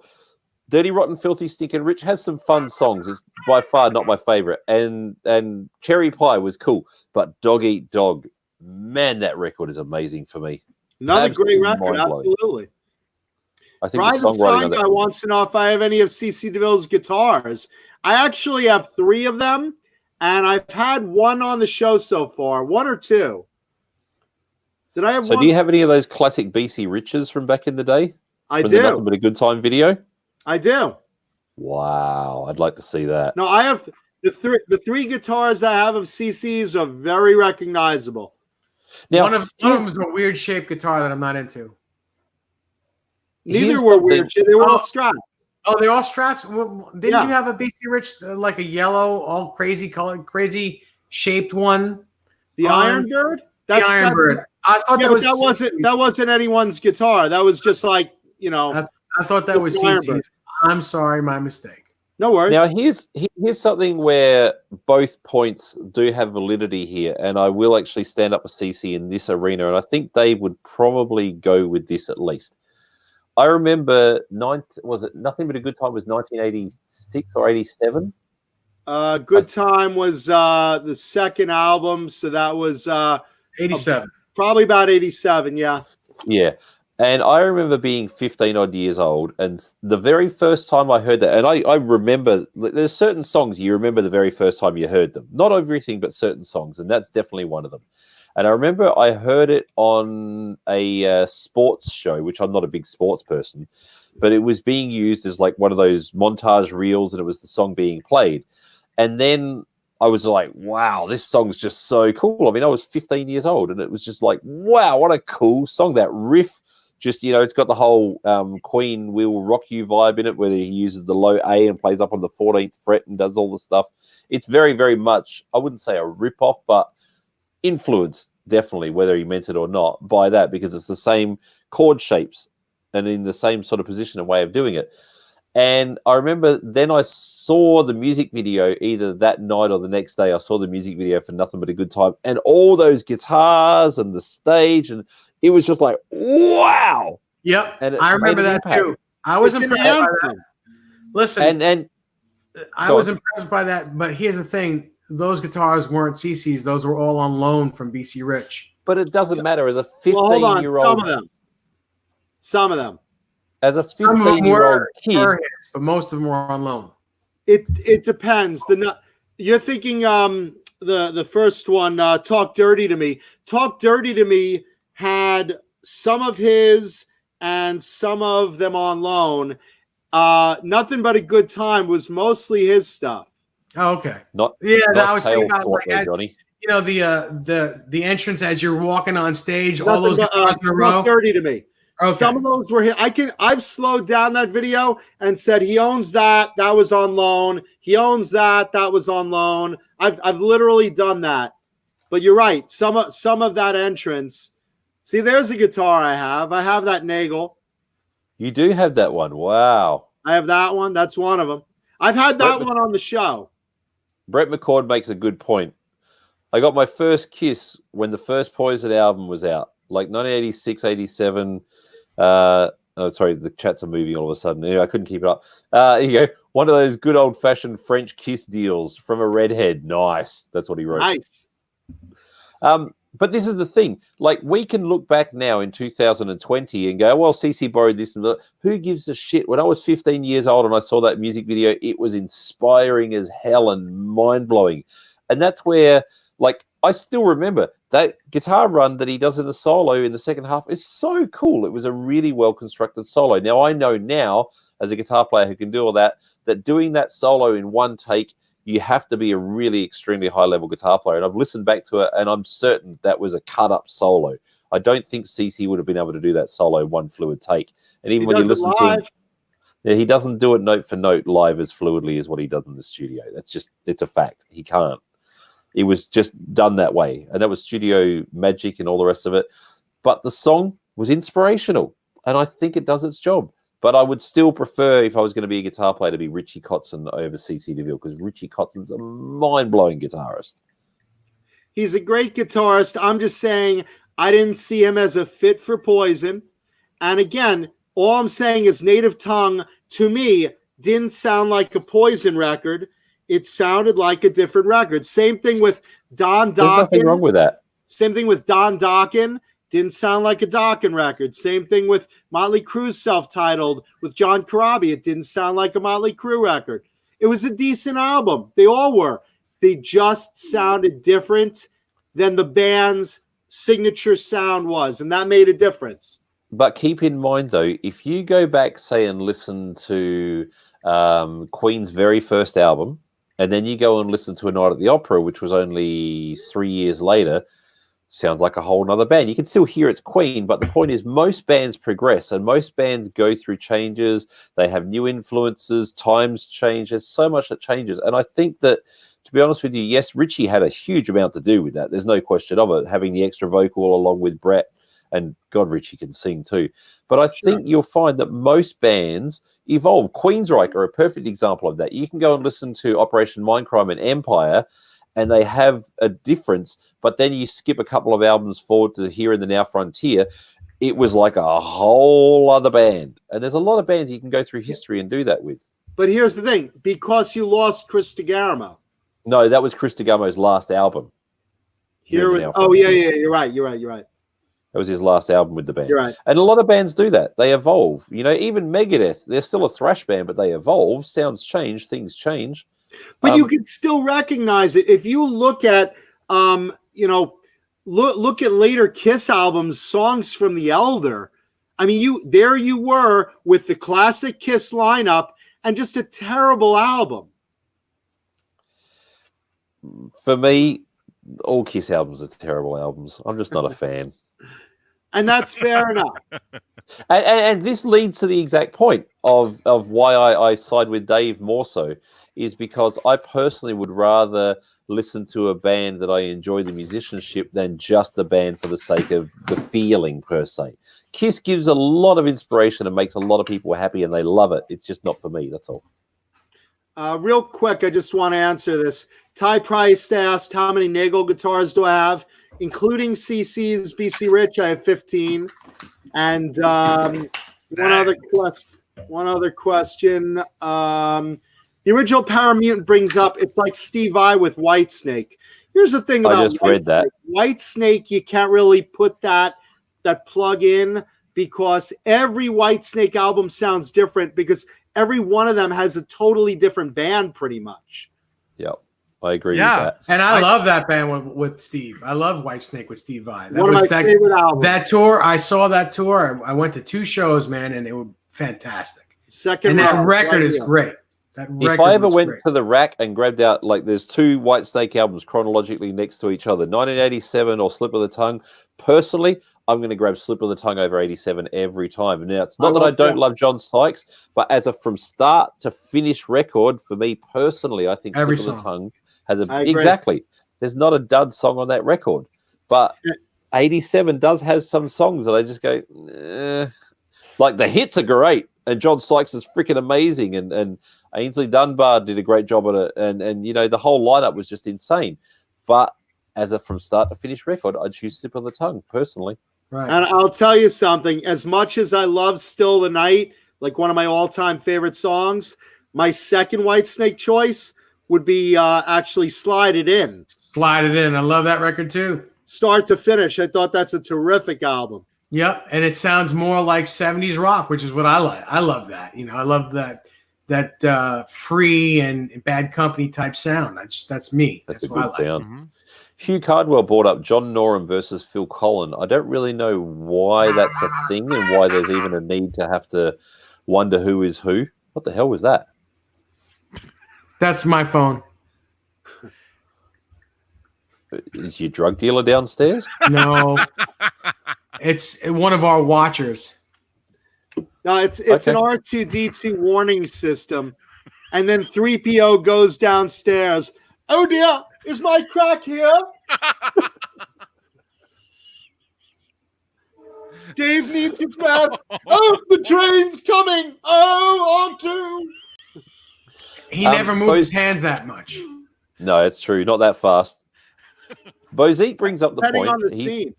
He says, Doug Aldridge is my favorite Whitesnake guitarist. I prefer Steve Vai as a solo artist. Now, this is cool. I think that Doug Aldridge is a phenomenal guitar player and played John Sykes beautifully and all the rest of it. But I don't really feel that any of the original material that I heard of the band, while Doug Aldridge was the guitar player in the band, did it for me like the Steve Vai album did. I loved the Steve Vai Whitesnake record. Yeah. You know, and my favorite song off that was Fool for Your Lovin', right? Yeah. Well, that was actually a cover of their own song. Yeah. Well, yeah, I didn't know that. back in the day. You know, I loved the Steve Vai version of that, and then I guess they put it out. That was like they did like a live record in 1980 or something, and they're playing that song on it. It's a live version of that same Yeah, song. it's definitely an older song. Yeah, and a totally different band. Yep. Well, it sounds different with Vi in that cover of it, but from that album, I want to say "Wings of the Storm" is probably such my a good favorite. song. Oh my God, is that an energy song? It is that, and I gotta tell you, I also absolutely love Sailing Ships. The last track on the great album. song. Great song. It's epic That whole as hell. album. Yeah, it is. That album, like David Coverdale was really pretty much at the peak of his voice in that album, I think. He just was on fire for that record. Really was. Definitely good form. Wait, Renus Pinkle has a question, actually. Let me just answer it real quick. Desiree. Renus Pinkle... Ancient Japan. Quiet. Renus Pinkle asks, can you put a Floyd Rose on an Ibanez RG? You can, but not on a 470, not on an RG 470, because the route is actually different than an Ibanez Edge. They route it out for the lesser expensive Edge system, which is smaller, and I don't think you can fit a Floyd in that route. If it was like a Prestige or an RG 550 up, I think then you could definitely put a Floyd Rose in it. And I only know that because the other than the claw, the RG 550 route is the same size as a Gem, and a good buddy of mine has an original Floyd in his Gem, so it's the same route.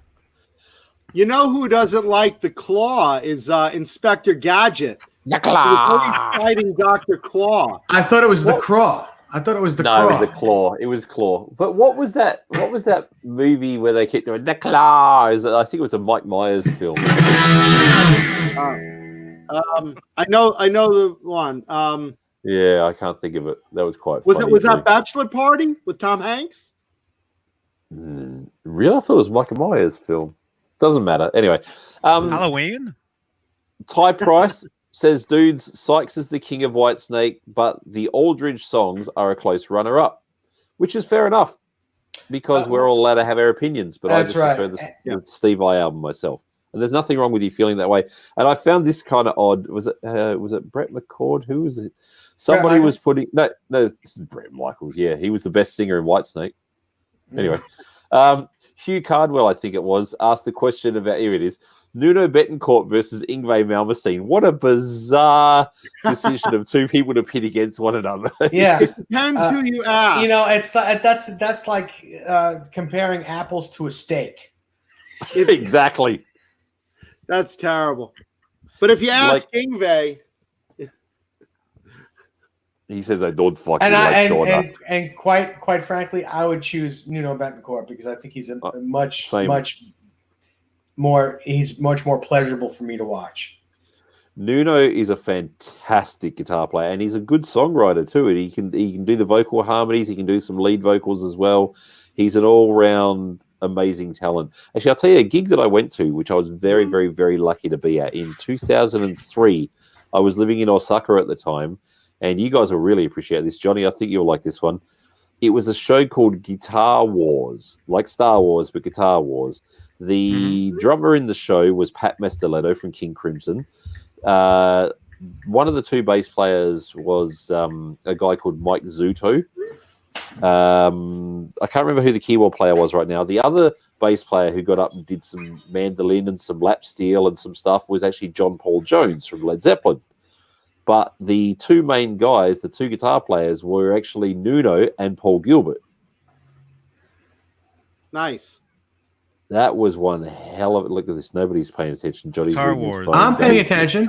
2003. Anyway. Star 2003. Wars. Love Star Wars. Chewbacca. Yeah. You all three of us did Chewbacca then. Dave did it with a guitar. But Guitar Wars was amazing. They actually did release a DVD of it, and it was a really incredible show. And it was kind of cool because if you're a big Extreme fan, Nuno actually got up and did for his very first time ever Cupid's Dead with a second guitar player, and that second guitar player was Paul Gilbert. So if you look up on YouTube Guitar Wars and then either type in Paul Gilbert or Nuno Betancourt just to make sure you get the right thing, you should be able to find the live show on there. It was an incredible gig. They actually did the DVD from Tokyo, but I was living in Osaka at the time. That's very cool. See, Yeah, that's something I will look up on YouTube because now I want to see that. It's real pretty quick, cool. Renus asks also, what amps did CC DeVille use back in the day? It depends on the time period. At one point, he was endorsed by Randall. Another time, he was endorsed by Crate. Yeah, I remember the Crate stuff with him. So those are the two that stick in my mind with CC DeVille. Here's a question for you, Jason, because we were debating this earlier. Do you feel that if you heard CC DeVille playing something you didn't recognize, could you pick out his tone as his? I feel I can. I'm not that big of a diehard Poison fan, but I do recognize his playing. He's very much like a Vinnie Vincent style player to me in the fact that he's fast, but he's not clean. I find he plays some very high register notes, and he has that vibrato. Between that, I think I could pick out his tone at least, or his style at least, out of a crowd. Yeah, but CC back in the 80s and CC today plays quite differently. If you watch any of the live stuff of them playing now, he doesn't necessarily even try to recreate his old solos because I don't know him personally. I don't know well enough about him, but just as a guitar player listening to another guitar player, I think he doesn't try to go for the classic solos because I don't know that he could necessarily pull them off like they did in the studio.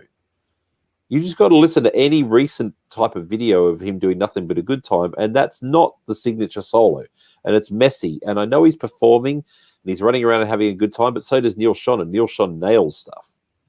So it's just that's the way I kind of see CC. I see him as a dude who has written some great, cool, fun stuff. I just don't see him as a consummate musician by any stretch. That's all. Okay, so here's something that Sandra Pocorni has brought up that I'm a little surprised at. With all the people we have watching, we could use some more thumbs up because I'm about to show a very, very recognizable 80s celebrity guitar, and I want to see 100 thumbs up. Yeah. That's what I want to see. I'm going to do I'm surprised no one has said anything about this. Well, isn't that a Vivian Campbell? Is that a Vivian Campbell guitar? It is not.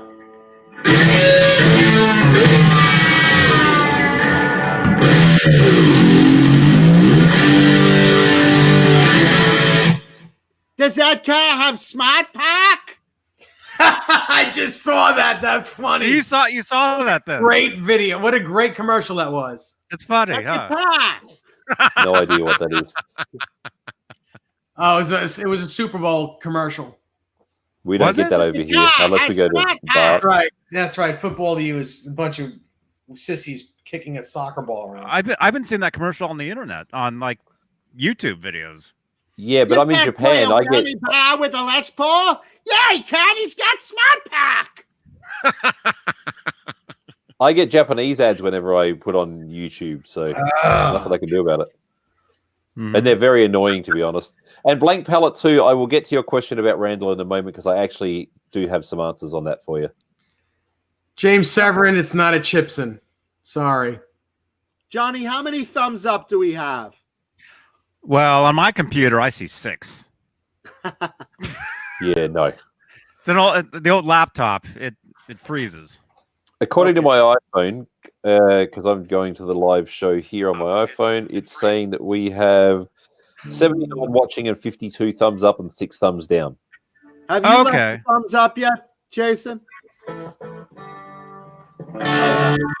Yes. It's blue, so yes. I'm gonna get into this Randall question just quickly. So Doug Reynolds, who was at Randall for 14 years, is a good buddy of mine. He was the guy who actually brought Dimebag over, and he was running the company. He was a assistant engineer, but he was the head of the sales division and everything for Randall for a very long time. And he left to go to, I forget which company right now, but last I knew he was at Shaw. as in the microphone company, but he was with US Music Corp, who they were back then, and now I think they're owned by Jam Industries, if I'm getting that right. I could be wrong. I think that's who they are owned by. Same company that does Washburn, hence why Nuno was playing Washburn and Randall. And they were the ones who actually started that whole module thing, like what Steve Vai's got in his Synergy amps. That was actually a technology brought over by Randall. So Randall, unfortunately, just kind of fell in a heap. They went through with US Music Corp a bit of up and down, and essentially Randall has, for all intensive purposes, just been left by the wayside. Much like they also own Parker Guitars, and Parker has basically just been left by the wayside now as well. Not necessarily mean they won't come back, but that's kind of where they're at today. Cool. And most of the people in the chat are right. Although it's not an Alex Lifeson Access Les Paul, it is just an Access Les Paul, but it's a custom shop version. It's not mine. It belongs to a customer of mine, and this customer brought me 7 guitars to do repairs and set up and fix. This is one of them, and it's a great guitar. Really wonderful. Dinner's on Dave this week. Les Paul with a Floyd, man. Awesome. Hey, real quick, is it just me, or are you guys also seeing in the chat like messages bunching up? No. If you're watching this on the StreamYard, it's the messages aren't in real time. It does them in like chunks. I'm watching like messages overlapping each other. No, it's not here. And Brad, the sound guy, no, this is weight relieved, so it's light. This is about 7.5 pounds. Do you guys want to see a cool photo of the Alex Lifeson Les Paul Access guitar? Oh my God, do I?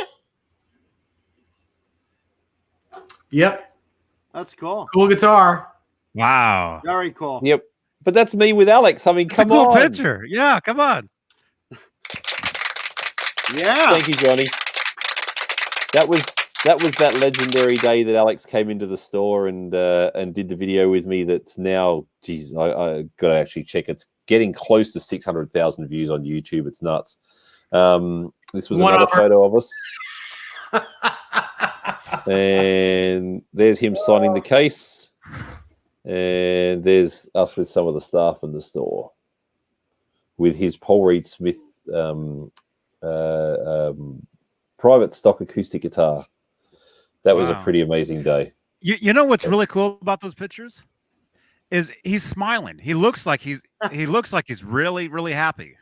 Thank you, Johnny. And, yeah, we had a wonderful time. Thank you. And you don't always see that with some of these guys. Like they come in and they're like, oh, I gotta, like at NAMM. I'm not gonna name any names, but I've seen guys walk in. Oh, I gotta do a photo shoot now. Oh, and you see them roll their eyes. It's like, oh, like I gotta do this. And I said I was sorry. Okay, all right. Well, I forgive you, man. But he looks like he's having a great time, and that's awesome. Well, you know what it is, Johnny, because every photo, Jason has his arm behind him. He's giving him the stinky pinky. So, oh my gosh! Talk about ruining something really great. Thanks, Mancuda.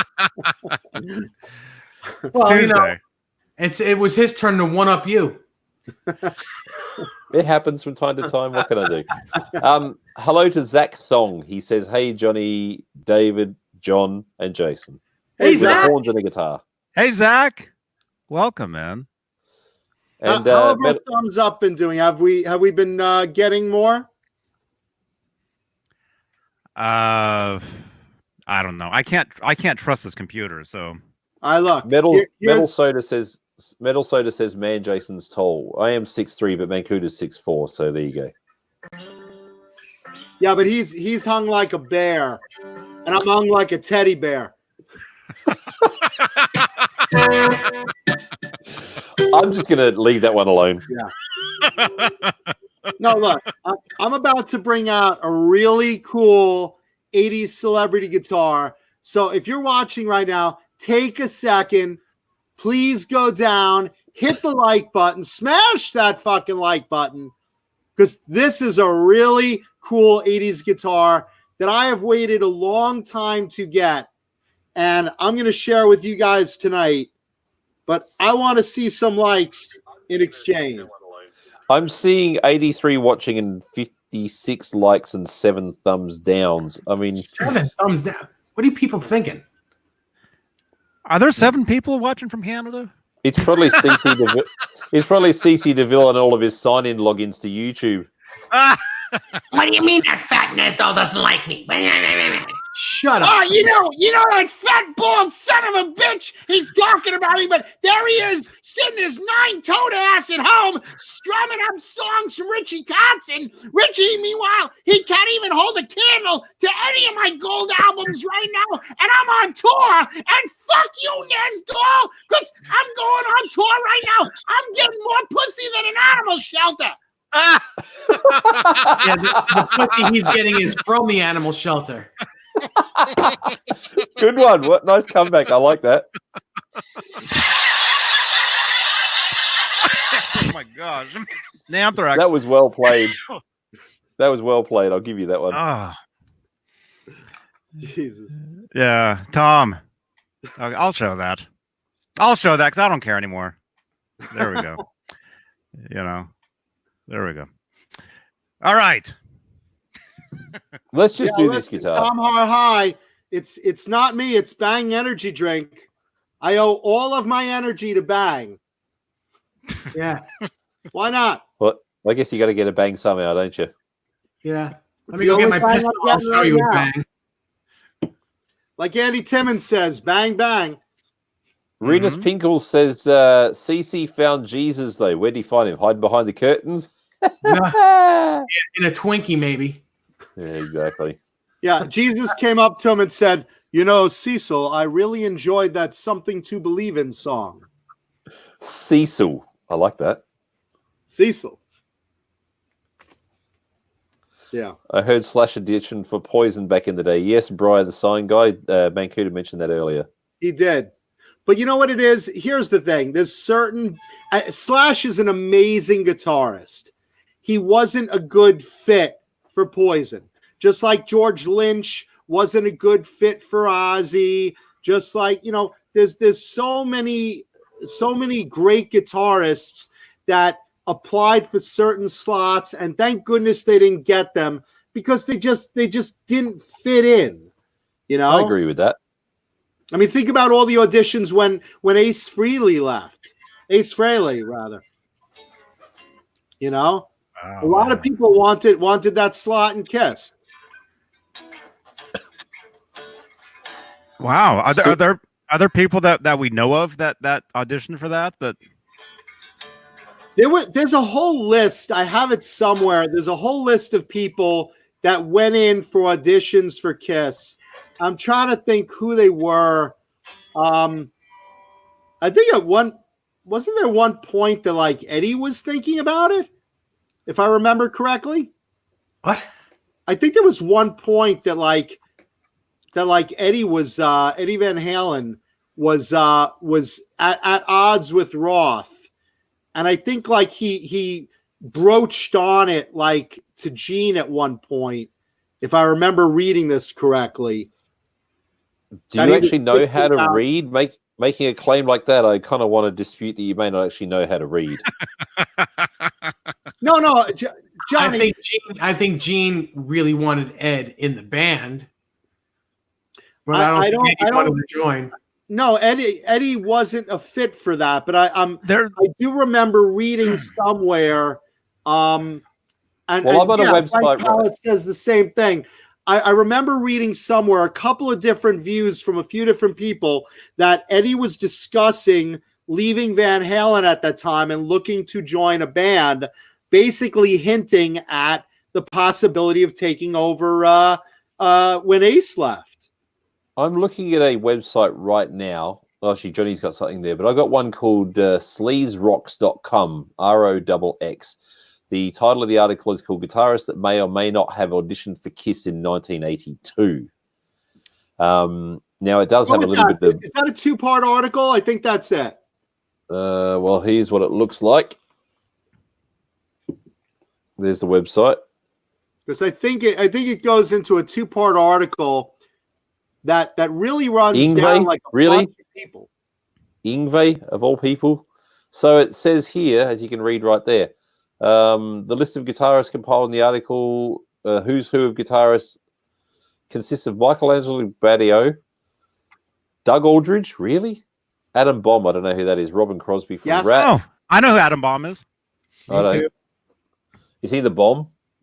Doug Anyway. Aldrich, I knew. Donny Dukakis from Heart. Steve Farris from Mr. Mister. That was an interesting band, actually. Roger Fisher from Heart. Robin Ford. Really? Robin Ford auditioning for Kiss? That sounds a bit bizarre.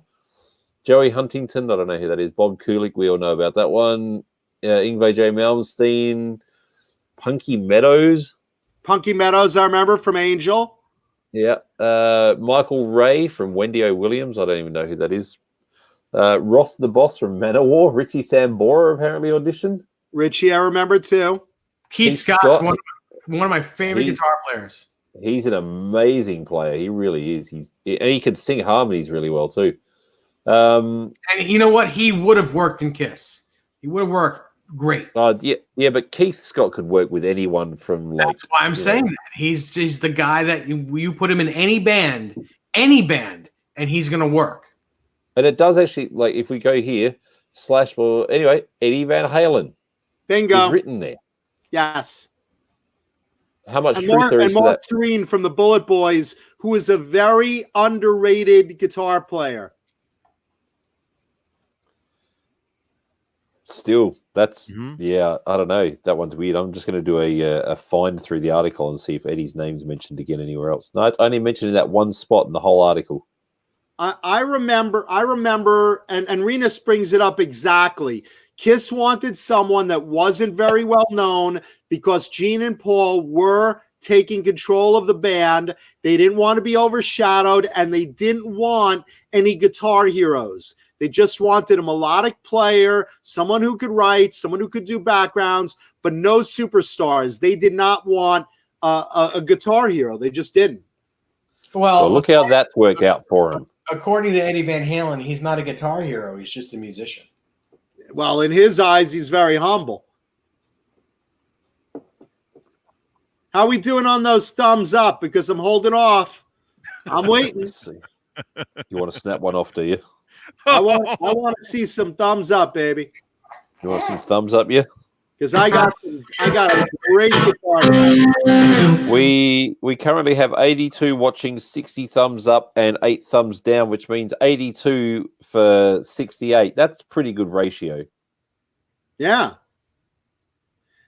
Naturally, my parents are 2 of those thumbs down. There's 8 people in Canada watching us tonight. Huh. I was on Ben's show the other day, my first time on his show. Just for a little bit. Like, he actually asked me to come on while he was talking to Sammy Bowler. He's a nice dude. Great player.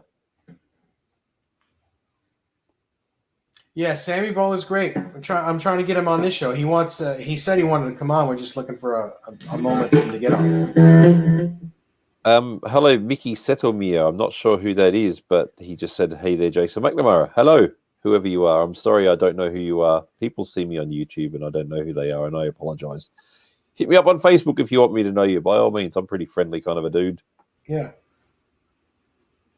Yeah. Oh, just also, real quick, tune in next Saturday, the 8th. We're going to do a special show Saturday night at 8 p.m. It's going to be about an hour to an hour and a half. Not going to be very long, but we're going to have special guest Mike Himmel on. Mike Himmel will be our special guest. We'll be talking about what he's doing. We'll be talking about his gear. It should be a good time. So we'll be on Friday night, normal time, and then Saturday night, also 8 o'clock for about an hour to an hour and a half. Special show. And for those who don't know, tell them who Mike Himmel is. Well, he's a wonderful guitar player.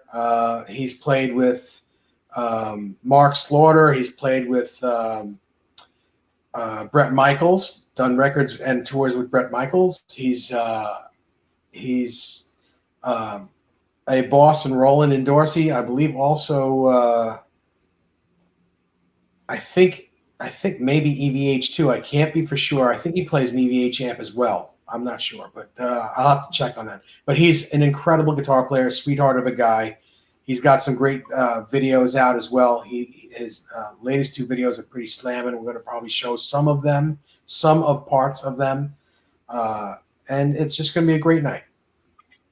Sounds good. I don't know if you guys mentioned this before I joined.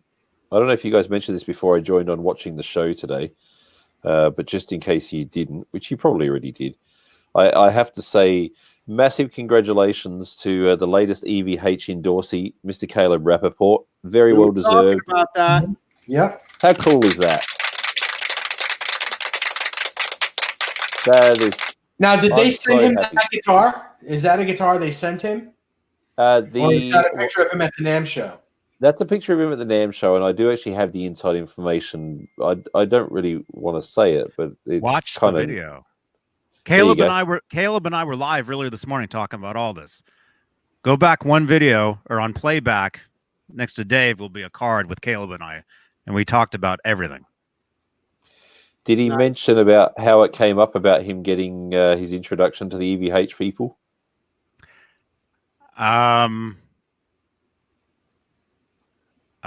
There he was at the urinal. He looked left.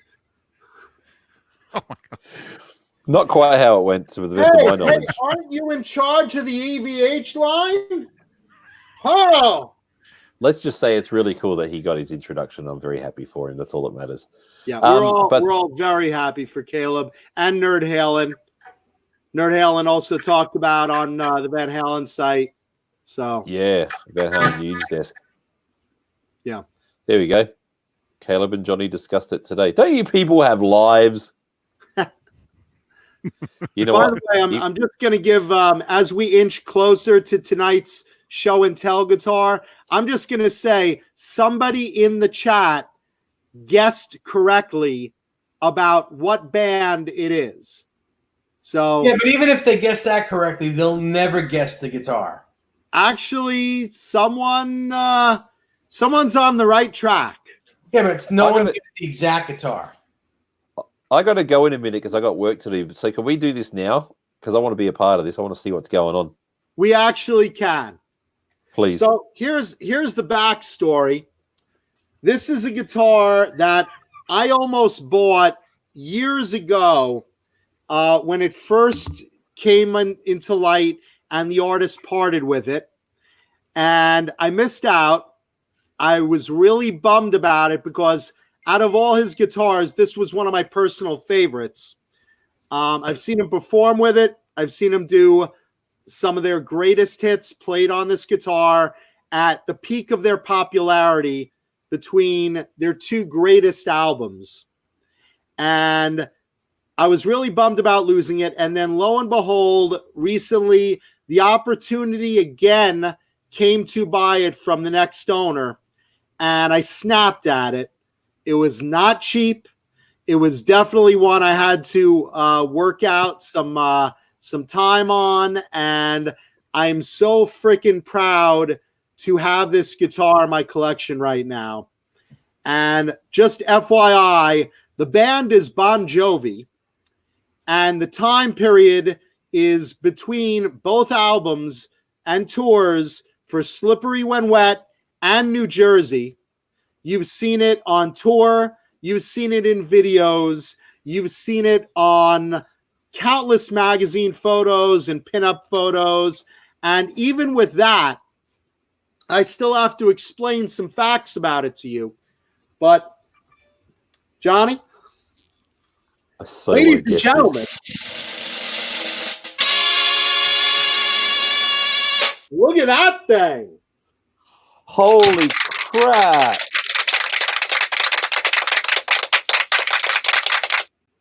Isn't that the one that he took to Russia? Yes. He took it to Russia. It was in the Rio video. Here's the story with this guitar. So, the front of it right now is silver with a peace symbol on it. The sides and back are its original pinkish purple color.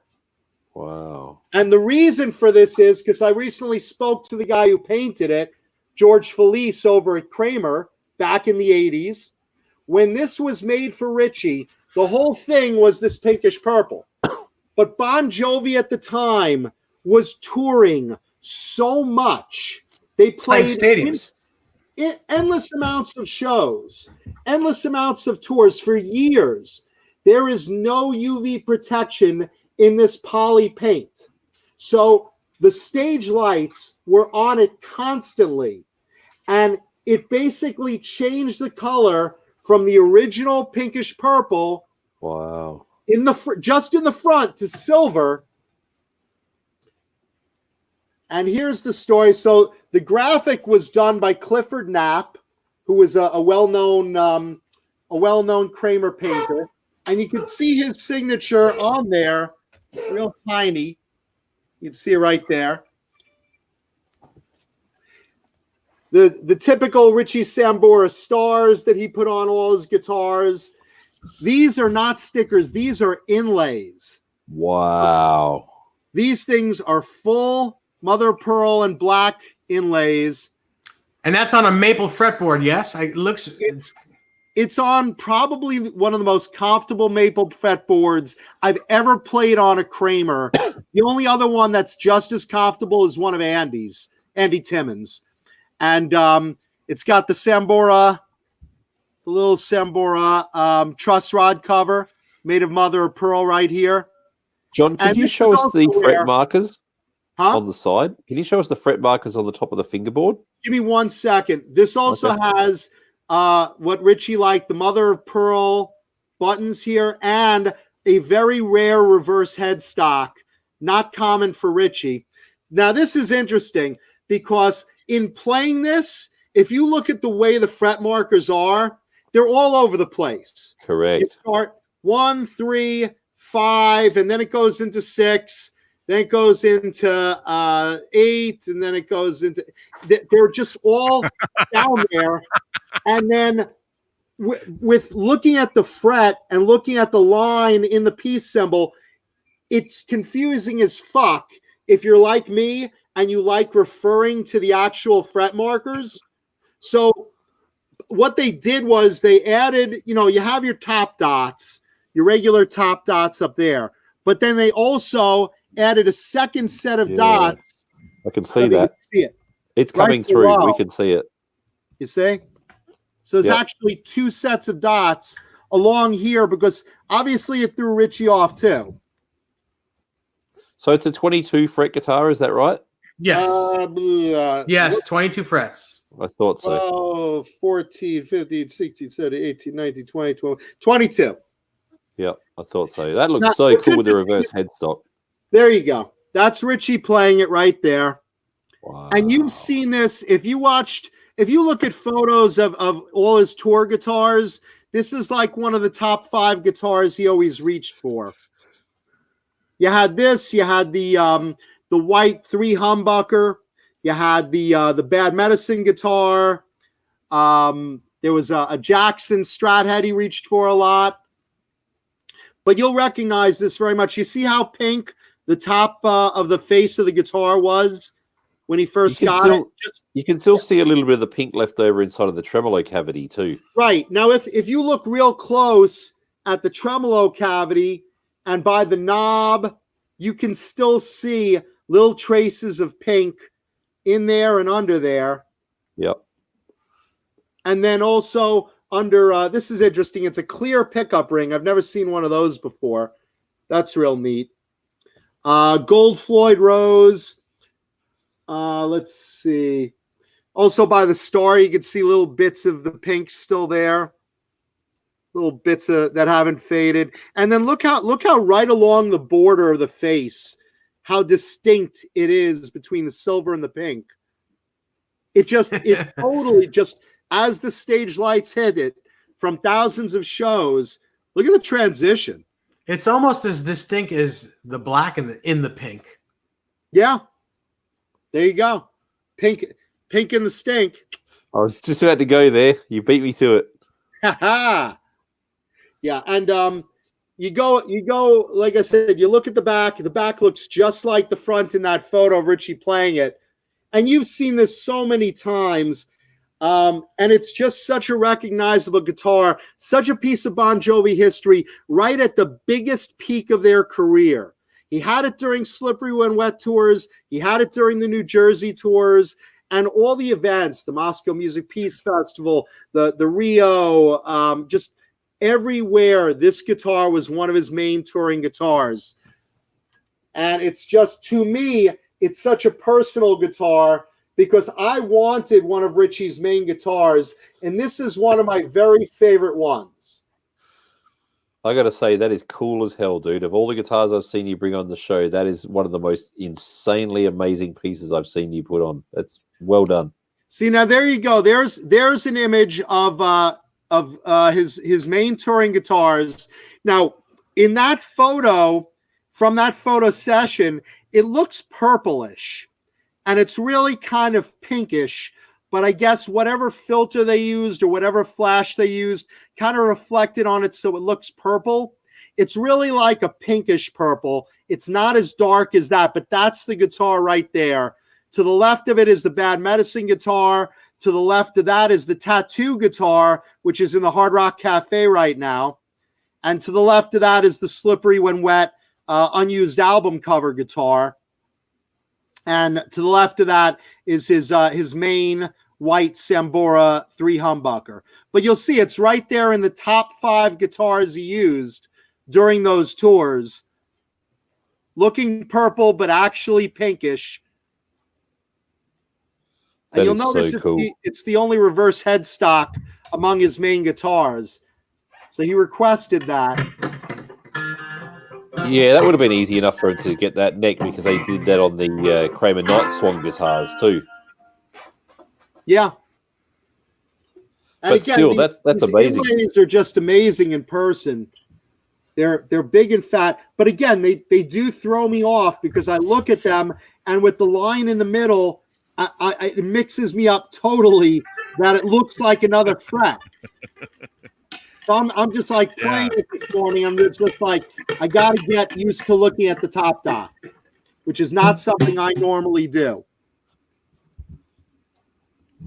But well, to me, it just looks like they're equidistant from each other. That's why they just wanted to make them equal around the fretboard. That's all. And that's what they were going for. Yeah. But for me, a player who literally looks at the fret markers in the middle, it throws me off. And I know I should be looking at the top dots, but that's just a bad habit I've picked up.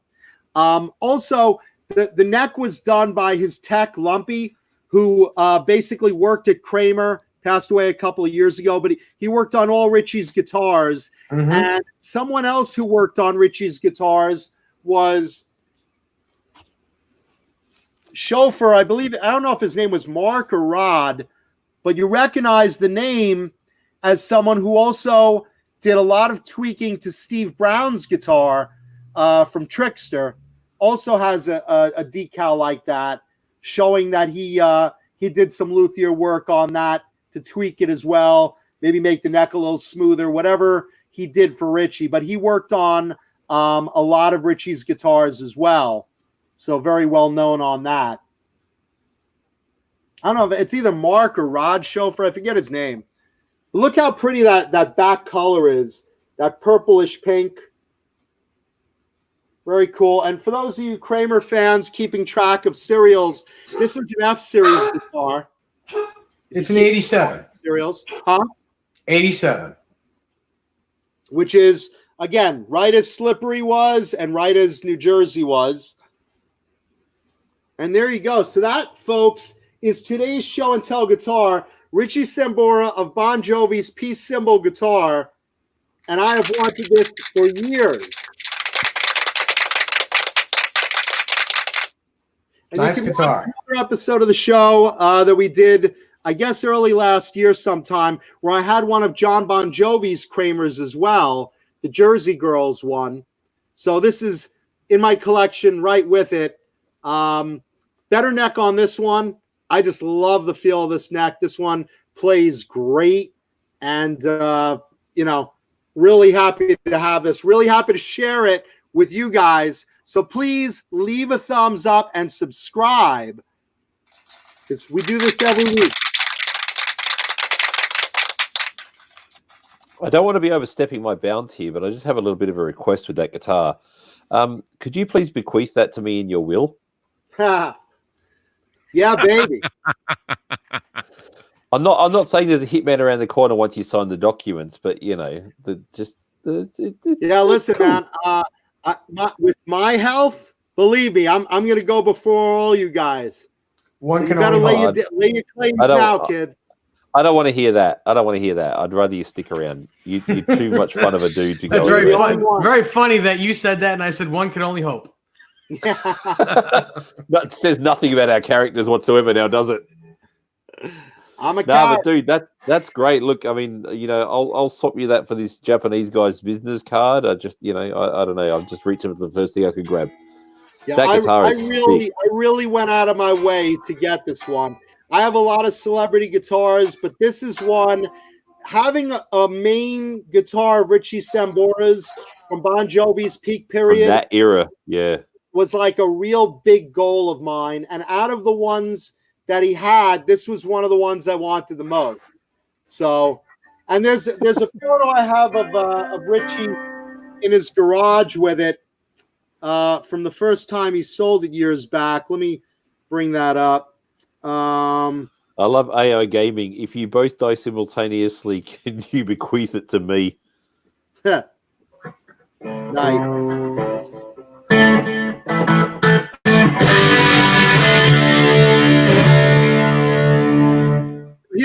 Here's Richie with it when he got rid of it, and you could see right there.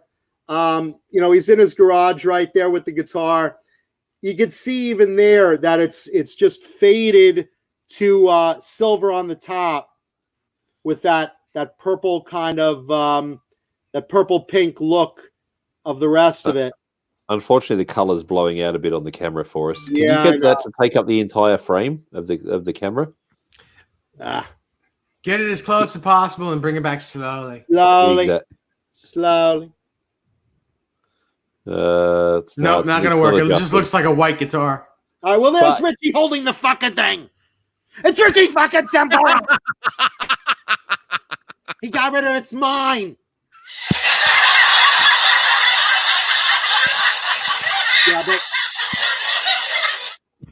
But seriously, this is my only thing I don't like about it is that, like I said, that extra line down the middle just totally throws off my my playing on it. But once I get used to the top dots, this neck feels fucking terrific. Just this thing's so broken in. Think about how many tours BonJovi did between those two albums. And I mean, just endless tours, nonstop shows. For years, they didn't go home. That's how broken in this neck is. This is how dirty and beautiful and broken in this neck is. Just smooth as glass. Dirty. Question. Have you ever taken the neck off the body and had a look to see if there's anything written inside the neck pocket? Not this particular one. I have Just not. curious. You never know what could be in there, that's all. Yeah. I mean, you just got it. How could you have done it? You just got it. I didn't realize he just got it. So I must have missed that information. I have a photo that I got recently from one of the painters at Kramer when it first came out. This is from George Felice, who was the painter over at Kramer back in the 80s. And this is it literally coming on the drying stick right there. How the hell do you manage to find all your photos so fast, man? I scroll through my phone for hours just to find one image. Well done. Because I'm this obsessive. Yeah, you catalog everything.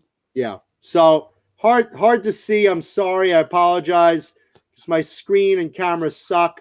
But that Actually, is to be honest with you, right on the drying stick at Kramer back in about 1986, 87. Johnny, tell me I'm wrong and that doesn't look like Jason Becker holding the guitar. Johnny's gone, I think. No, I'm here. Oh. I'm here. Yeah, he kind of looks like Jason there. God, it really does. Hair and everything. And in this photo, you could tell it's like a pinkish more than the dark purple it is in one of those touring photos. It's a stellar guitar, man. Well done. Thank you, man. very proud to own it. Very can't honored blame you. to own it. I love BonJovi. And if you watch that video, you watch that video of BonJovi in Rio, he's playing that during Living on a Prayer. And to see Richie like just wailing out on that guitar, during Living on a Prayer is just, right at their peak. It's mind-blowing. Hi, Dave. Tinder, swipe left, swipe right. Grinder. If you really want to see what I'm doing,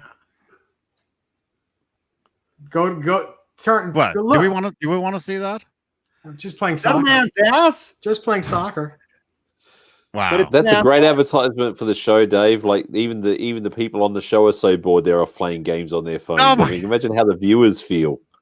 Well, it's 10:25. It's past my bedtime. I've got to go anyway because I got to get my work done. I've got so much to do, and I just thought I'd jump in quickly because I had the show on while I was arranging files. That makes one of us. Yeah, well. And by the way, Kate great guitar. Tony was the one who guessed correctly what guitar it was. So well done, brother. Awesome, Tony. Good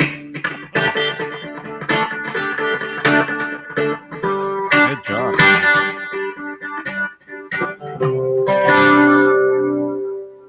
Interesting point here has nothing to do with guitars. Blank Palette 2 says about Jeannie, Barbara Eden, and Elizabeth Montgomery from Bewitched. Now, if you had your choice of the two back in the day, would have you gone for Barbara Eden or Elizabeth Montgomery back in the day? Barbara Eden. Absolutely Barbara Eden. I'm there 100%. Barbara Eden was stunning in that show. What are you staring at, Mancuti? You got a very inquisitive look on your face. I'm just looking at the racist comment in the chat left by Scott Frazier. I was wondering what was up with that too. I didn't want to give him the attention, so I didn't mention it. What is I thought it? That was a bit odd. Let's see. Is that the only comment he put on there?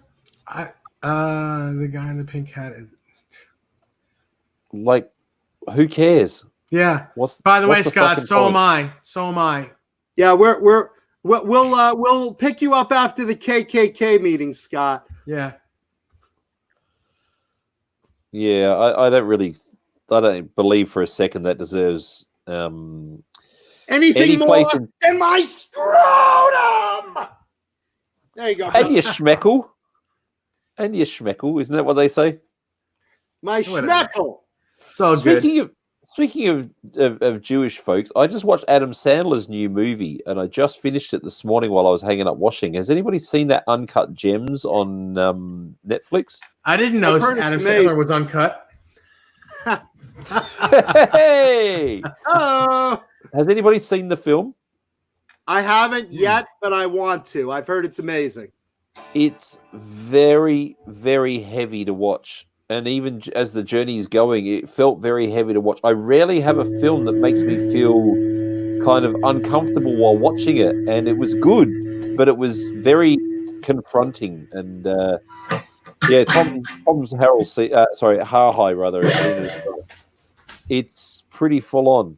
I don't really know how I feel about it. I just know that it left an impression of wow. So you like? I did. I gave it 5 stars on the rating, but I found it so confronting and so in your face that it's one of those films that's going to stick with you for a while, or at least it did for me. I was really quite blown away by it. Nice. And I don't know if I liked it. I just know that I was really it had such an impression that it made me appreciate it. That's the best word I can say. So it was one of those movies you're watching and it ends and you're just Yeah, but it's not just the ending. It's the build-up has you feeling that.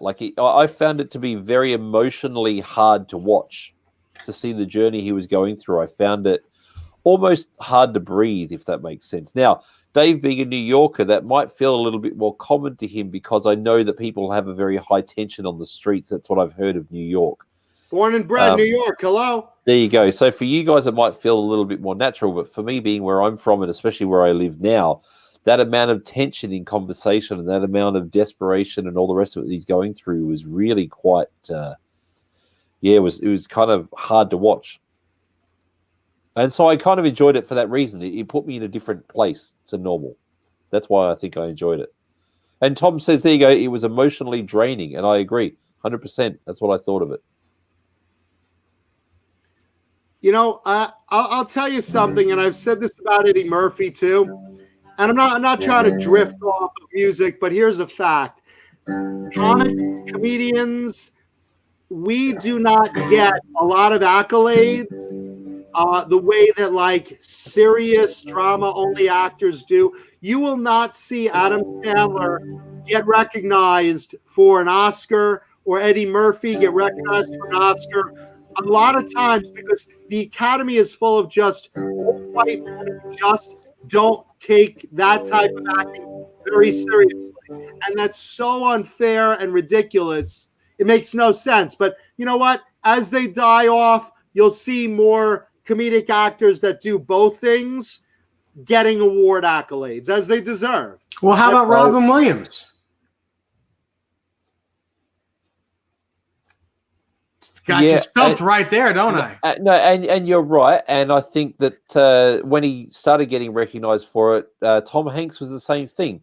There can be a transition, but I think John's point is correct, because Adam Sandler has been known. If you look at Adam Sandler's roles across the years, the only other film that I can think of that he's done that was this serious was Punch Drunk Love, which he did get recognized a lot and spoken for a lot about that.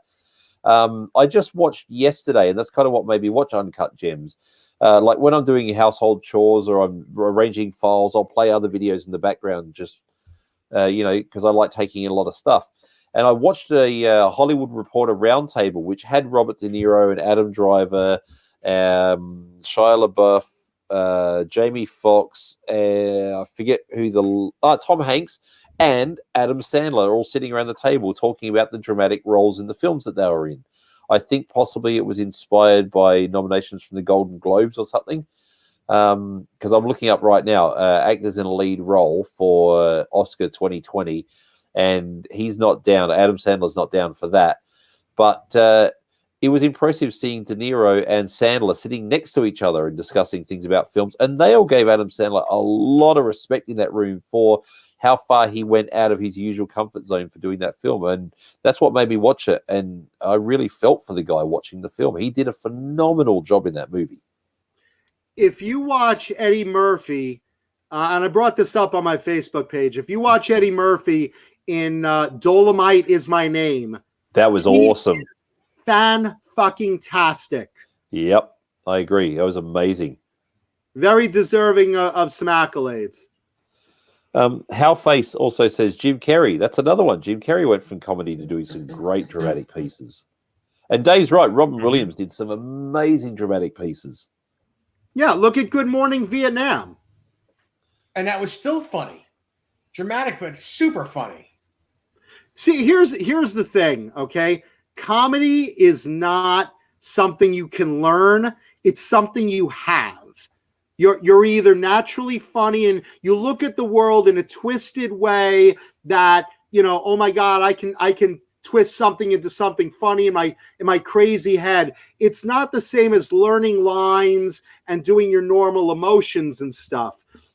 Comedy is just something that is a bonus if you have that ability. You can learn dramatic acting. You can learn to be characters. You can learn to be emotional. Comedy or physical comedy, it's just something that you can hone, but you have to naturally have that timing, and you have to naturally have the way that you look at things. And for these guys, Sandler, Murphy, Jim Carrey, Robin Williams, John Mancuda, for these comedic geniuses to be able to make that transition to also do phenomenal dramatic parts and still have that comedic ability, that deserves heavy accolades, because that's a big transition. Yeah, it is. Mm-hmm. I agree with you 100%. Although I'm still yet to see you in a dramatic role to prove yourself. Yeah. Yeah. Other than being a drama queen, I don't really know if that counts.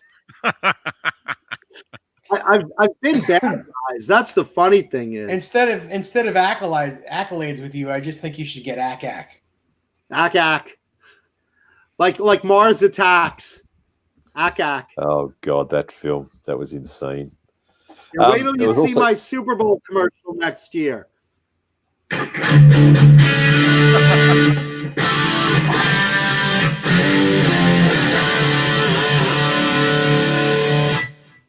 There have been a few other names brought up, such as Dan Aykroyd and Bill Murray, who've both done great dramatic roles as well.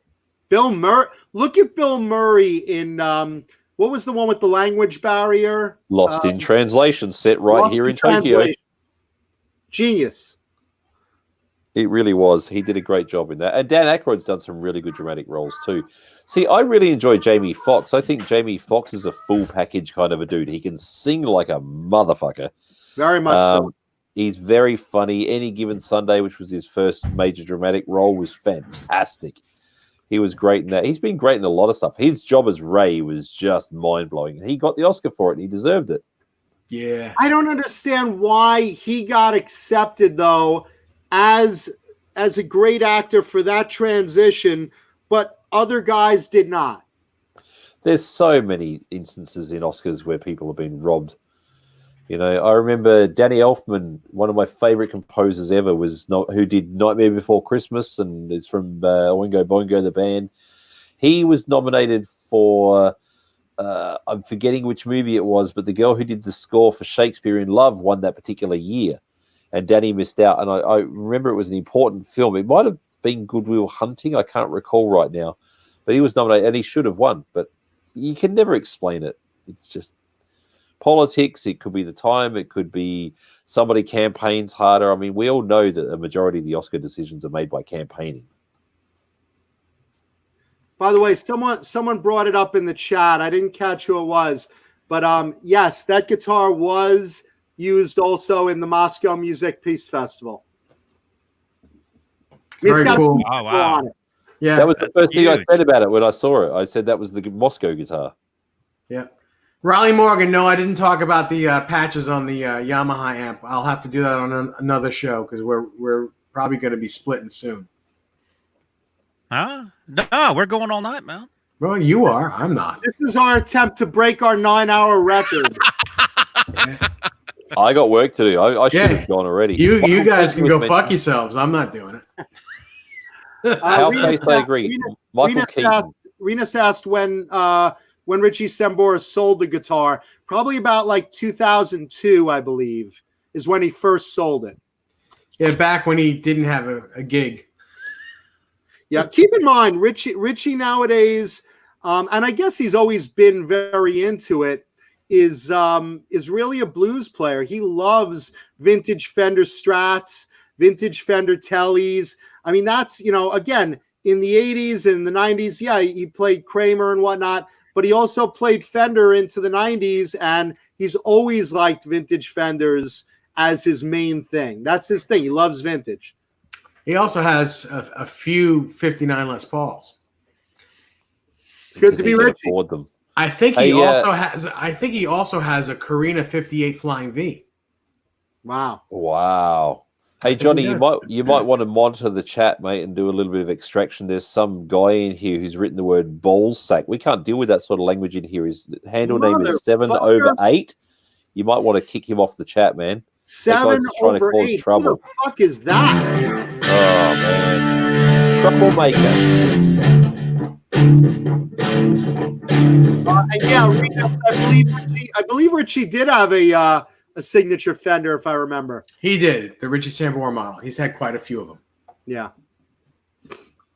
Wow, interesting. Renus Pinkle's writing like the letter P and then the letter E with a space and then the letter E. He's just writing random letters. That's interesting.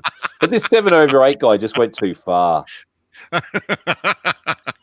Oh, Dennis Brayall brings up there's a YouTube video of Richie Sambora at Norman's Rare Guitars. It's a great video. I saw it. He goes in with Orithani. Is that how you pronounce it? Orianthe. Orianthe. Orphan Yeah. Annie? That's her. She's from my hometown. I don't know if they're still together, but they were an item for one point. They very much broken up. She made a music video when they'd broken up where she's walking down the street heading to a gig. The thing's in black and white, and she rocks up to the venue, and it pans up to the sign on the venue. I can't remember if it actually had RSO written there or not. But anyway, it pans up to the venue, and she just like pans down, and she just keeps on walking past the gig with her guitar case in her hand. That's not a fuck you to Richie. I don't know what is. I saw her at NAMM. She was in, well, Jason, you remember Gibson had like clinics and talks, and she did a talk where she talked about her career and everything. I watched for a little while. She's a great player. Interesting. Mm-hmm. She's a very good player. She brought up Steve Vai, talking about playing with him. And I may have mentioned this before, but I was there that night when she was 15 years old, and she opened up for Steve Vai in our hometown. So Steve was on the Ultrazone tour. It's kind of, he did the Fire Garden album and Ultrazone album tour together because he hadn't come to Australia during that period. It was February 2000, so it was actually 20 years ago right now. Maybe not to the day, but pretty close. And yeah, she opened up for Steve Vai in a club that had maybe 800 to 1,000 people in it. It was a pretty decent sized club for our hometown anyway. It's not a huge town. And she was up there with backing tracks, and she was quite shy and sort of looking over her guitar most of the time, and 15, and she was doing a great job. It was very Santana-like at that time. She wasn't necessarily shredding as much. She was still quite young and doing her thing, but look at where it led her, it was amazing. It's funny because in that YouTube video at Norman's Rare Guitars, her and Richie are both like looking through like 55 Fender Tellys, and he plays it and he's like, hey, try this. And, they're like switching vintage guitars back and forth between them. It's really cool to watch both of them just shredding it up on them. I have seen that. It's a good video. It's great. Well, video. I wouldn't call it shredding because they're playing through a clean amplifier, but it's a very cool video. Maybe not shredding per se, but they're really laying into them, and they're really enjoying it. She's a great player. He's a great player. Bozique, you are correct that she's a Greek guitarist. Date other guitarists. Bozique is correct that she is a Greek Australian. We have a lot of Greeks in Australia. In fact, Melbourne has the largest Greek population outside of Athens. Not just in Greece, but outside of Athens. There are more Greeks living in Melbourne than any other city in Greece. Isn't that insane? And Metal Soda asks, am I from Sydney? No, I'm from Adelaide. Sydney is not the only city in Australia. And as far as music there's goes, Melbourne. And I was just about to mention that. I lived in Melbourne for 8 years. It's Melbourne, not Melbourne. And just for the record, whatever. I just watched the Australian Open. I was just watching the Australian Open in tennis, and it's Brisbane, not Brisbane, as Americans always say. I would have said Brisbane. Yeah, he can park the car anywhere. Melbourne? Yeah, Melbourne.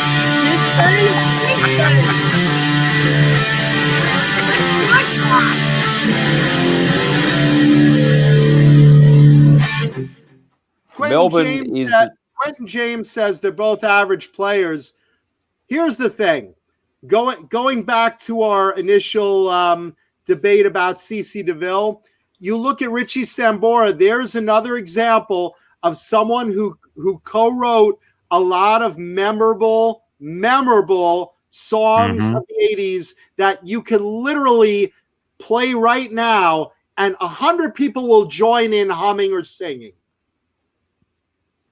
And I will say, in Richie's defense, whilst he's not the technician of a lot of the shredder guys like George Lynch and Warren DeMartini and stuff, he is a damn fine guitar player, because when he plays, he has a certain element of conviction in his playing.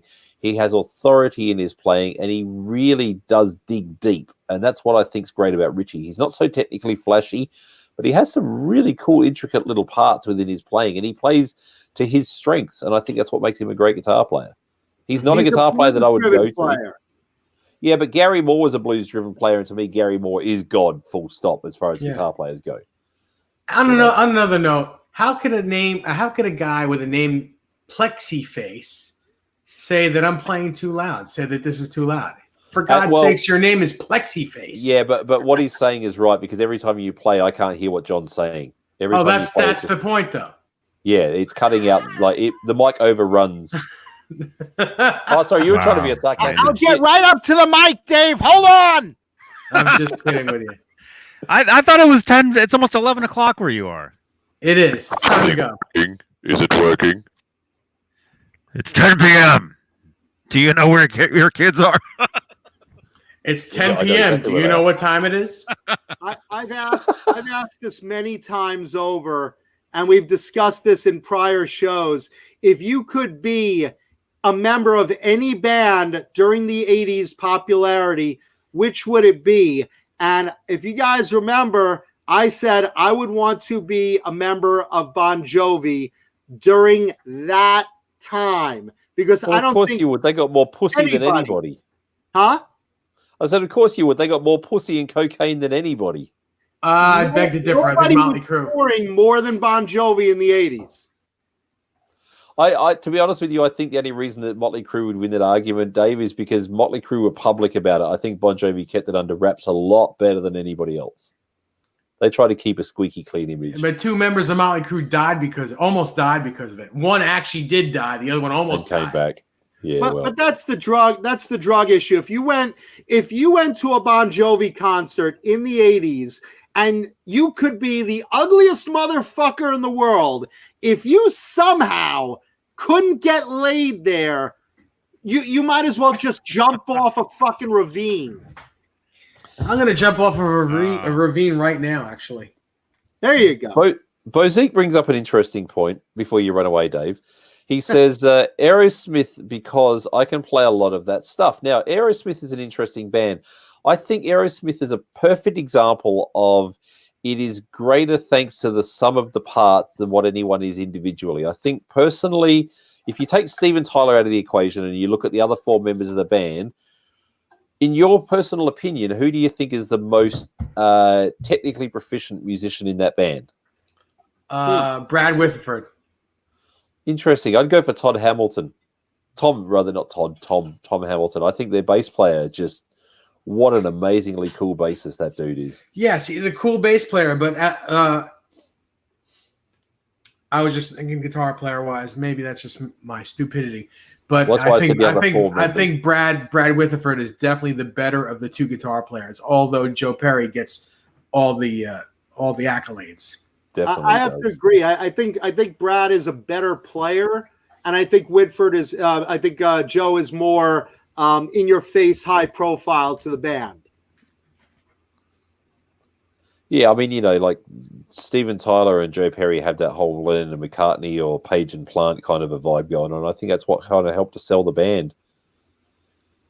But you know what? I don't really see Aerosmith as. I know I'm going to get crucified for this.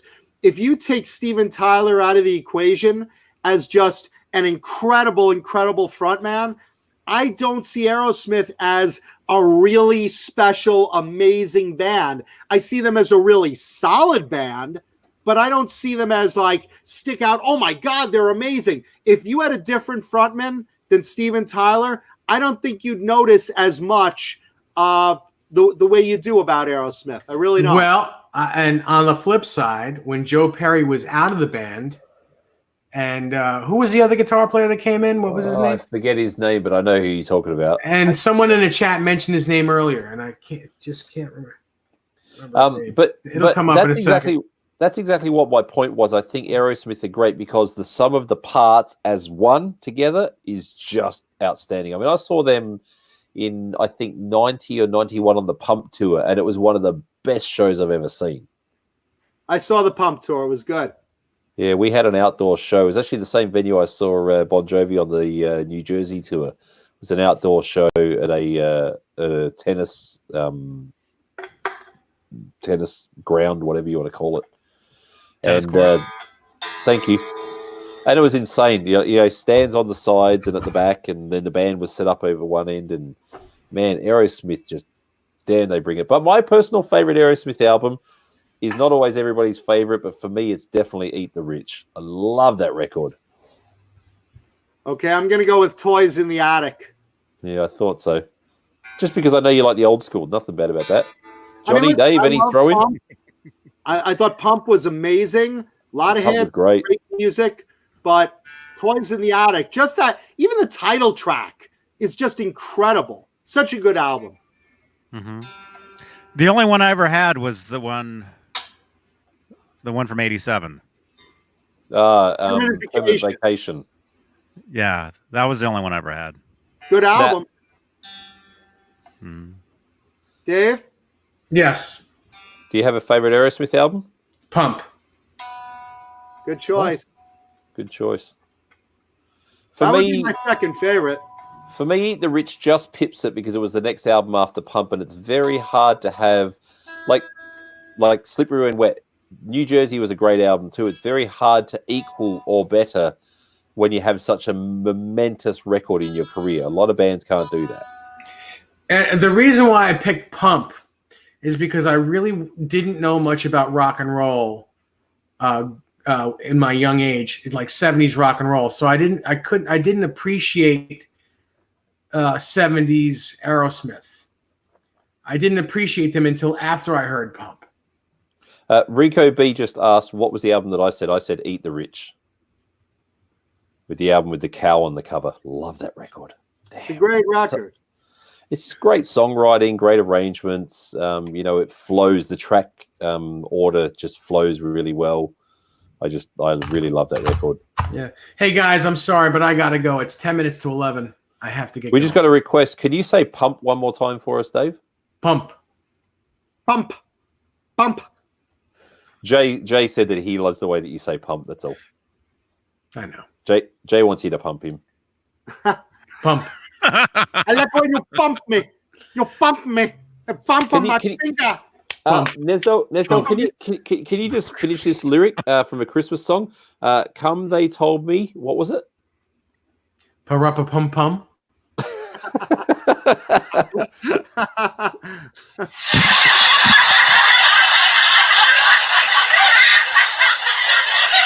Franks and beans. Suck my Franks and beans, will you? There you go. Suck it. I'm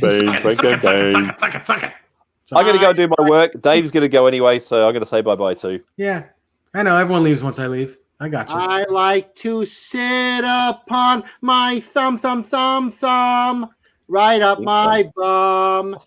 It makes me, I'm gonna come. Get some in my bum. Oh my God. Jesus Christ. And now it's just, what the hell?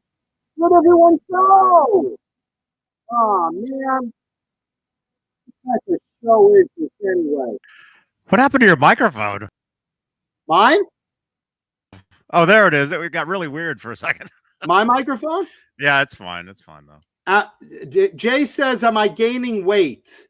I am such a fat fuck right now. I mean, also I'm leaning in, so like my chins are pumping in together. But how many times have you been back to Popeyes since I was there? I've barely been out of the house. I've gone sleep, try to get better, try to get over the flu. I go to the supermarket, I eat, I go back to sleep. I'm terrible right now. I'm Jay says my face is looking full. Probably because I haven't had a girl sitting on it lately. So to lose weight, I like my girl to pedal my ears. And I haven't seen her in a while. So yeah, Rico B says he thought I went on the Namthrax diet. Here's the Namthrax diet. I grab a whole cherry pie. I eat half of it. The only exercise I have is masturbating in the shower. Ugh. That's the noise I make. How'd you know? Oh my gosh. I say that too. Yeah, no, but yeah, no, I'm a little chubby right now. Oh, there I am. What's that from? Oh, that's that's eating at Popeyes. The Popeyes fried chicken sandwich. Yeah, baby. Man, that looks good, man. Make no mistake. if I got a roll tomorrow, obviously you have a few weeks before then starting. So I would absolutely do what I've talked about before, that screen ready diet plan of water, apples, tuna fish, egg whites, and lettuce. So, but yeah, no, I'm a couple of pounds over right now, boy. But don't worry. Don't you worry. I'll lose weight. Oh. Everyone's like, hey, man, Cootie, you're a fat fuck now. I know! When I got back from NAMM, I lost like 5 or 6 pounds. Yeah, well, I found it. It's in my ass now. Yeah. I was down to 160. Wow, 160? I was down to 160. Where I should probably be somewhere in the 150s somewhere. Wow. My on-screen ideal weight is somewhere in the 220s because the camera does put on 10 pounds. Right now, it looks like it's putting on 40 pounds. Yeah, I probably right now, weigh, I'm going to guess between 250, 260, right around that range. Probably in the 260 range is my guess. And my on-camera weight, like in the high 220s. So if I had to lose weight, it would take me probably a month and a half to get down to my screen weight right now. I mean, I'm 6'4". You're tall. So you're tall. I'm not a small guy. No. No, you're tall, man. Yeah. I mean, I'm 5'6" or 5'7". And you know what? When I gain weight, it gains in two places. I get a little bit of a paunch, and I get it right here in my face and neck, which is like the worst place I could get it. If I gain weight in my cock, I'd be so happy. In fact, I'm lucky to see it nowadays. So, yeah. Just saying. Yeah, Rico B says the pink hat adds 20 pounds. There you go. See, I like your attitude. Absolutely. It's probably right. Yeah. Anyway, yeah, you know what, guys? I'm sick right now with the flu, so I've been stuffing down on comfort food like big time. I'll definitely lose weight. And once I feel a little better, I'll definitely pay a little more attention to better eating, just in general, because usually I try to hang out in the 240s, usually just on a casual basis, 230s, 240s, and then when I have to lose weight for a roll, then I just go into the 226 to 232 or 228 to 232. So anyway. Wow, man. Yeah. Anyway, yeah, I can lose weight quick. I just don't eat for like a day. I lose like 5 pounds. If I don't eat for a day, I'll lose a couple pounds right out of the gate. Because I also lose weight very fast if I want to. Yeah. Same with me. Like when I come home with Namthrax, was it last year or the year before? I lost like 10 pounds after a NAMM because I was so sick. I was really sick a couple years ago. Eating? No, just like soup, and stuff.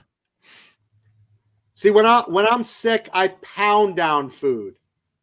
Mm-hmm. So you're still hungry then? Right now. I'm starving. Yeah, I'm ready to start chewing on my Sambora guitar. Yeah, that's a cool guitar, man. Congratulations, man. Thank you, man. This is one I've wanted for a number of years. Wow. Yeah, we need a good thumbnail. There you go. That's it. Somebody timestamp that, please. in the Discord. Ding. Awesome. Yeah. So believe me, I watch these videos back because I want someone to watch them, and Yeah. just so Same I with know what a lawsuit is going to be about, a cease and desist letter is going to be about. Just so I know when Bang Energy Drink says, when you made that penis joke about our new Georgia peach sweet tea, that wasn't funny. You know, so when I get those kind of correspondence, I want to watch and know what they're talking about, just to reiterate. Thank you, by the way, Bang Energy Drink. It's Wow. I don't know if I could drink that while I have the flu. I'm drinking it. That sounds man. Yeah, I'm just look. I'm just happy that I could take a shower, bite the bullet, come on, try to entertain everybody, give a couple laughs, and then I'm going to bed. Going back to bed. And I think this week I probably will hit urgent care because I just can't shake this flu. I really can't. And thank you, Steve Anderson. By the way, please leave a thumbs up if you haven't already. If not, tell your mother, your friends. Go to strangers. Get homeless people signed up online and leave a thumbs up. We'll take it. Why not? We'll take it. Yeah.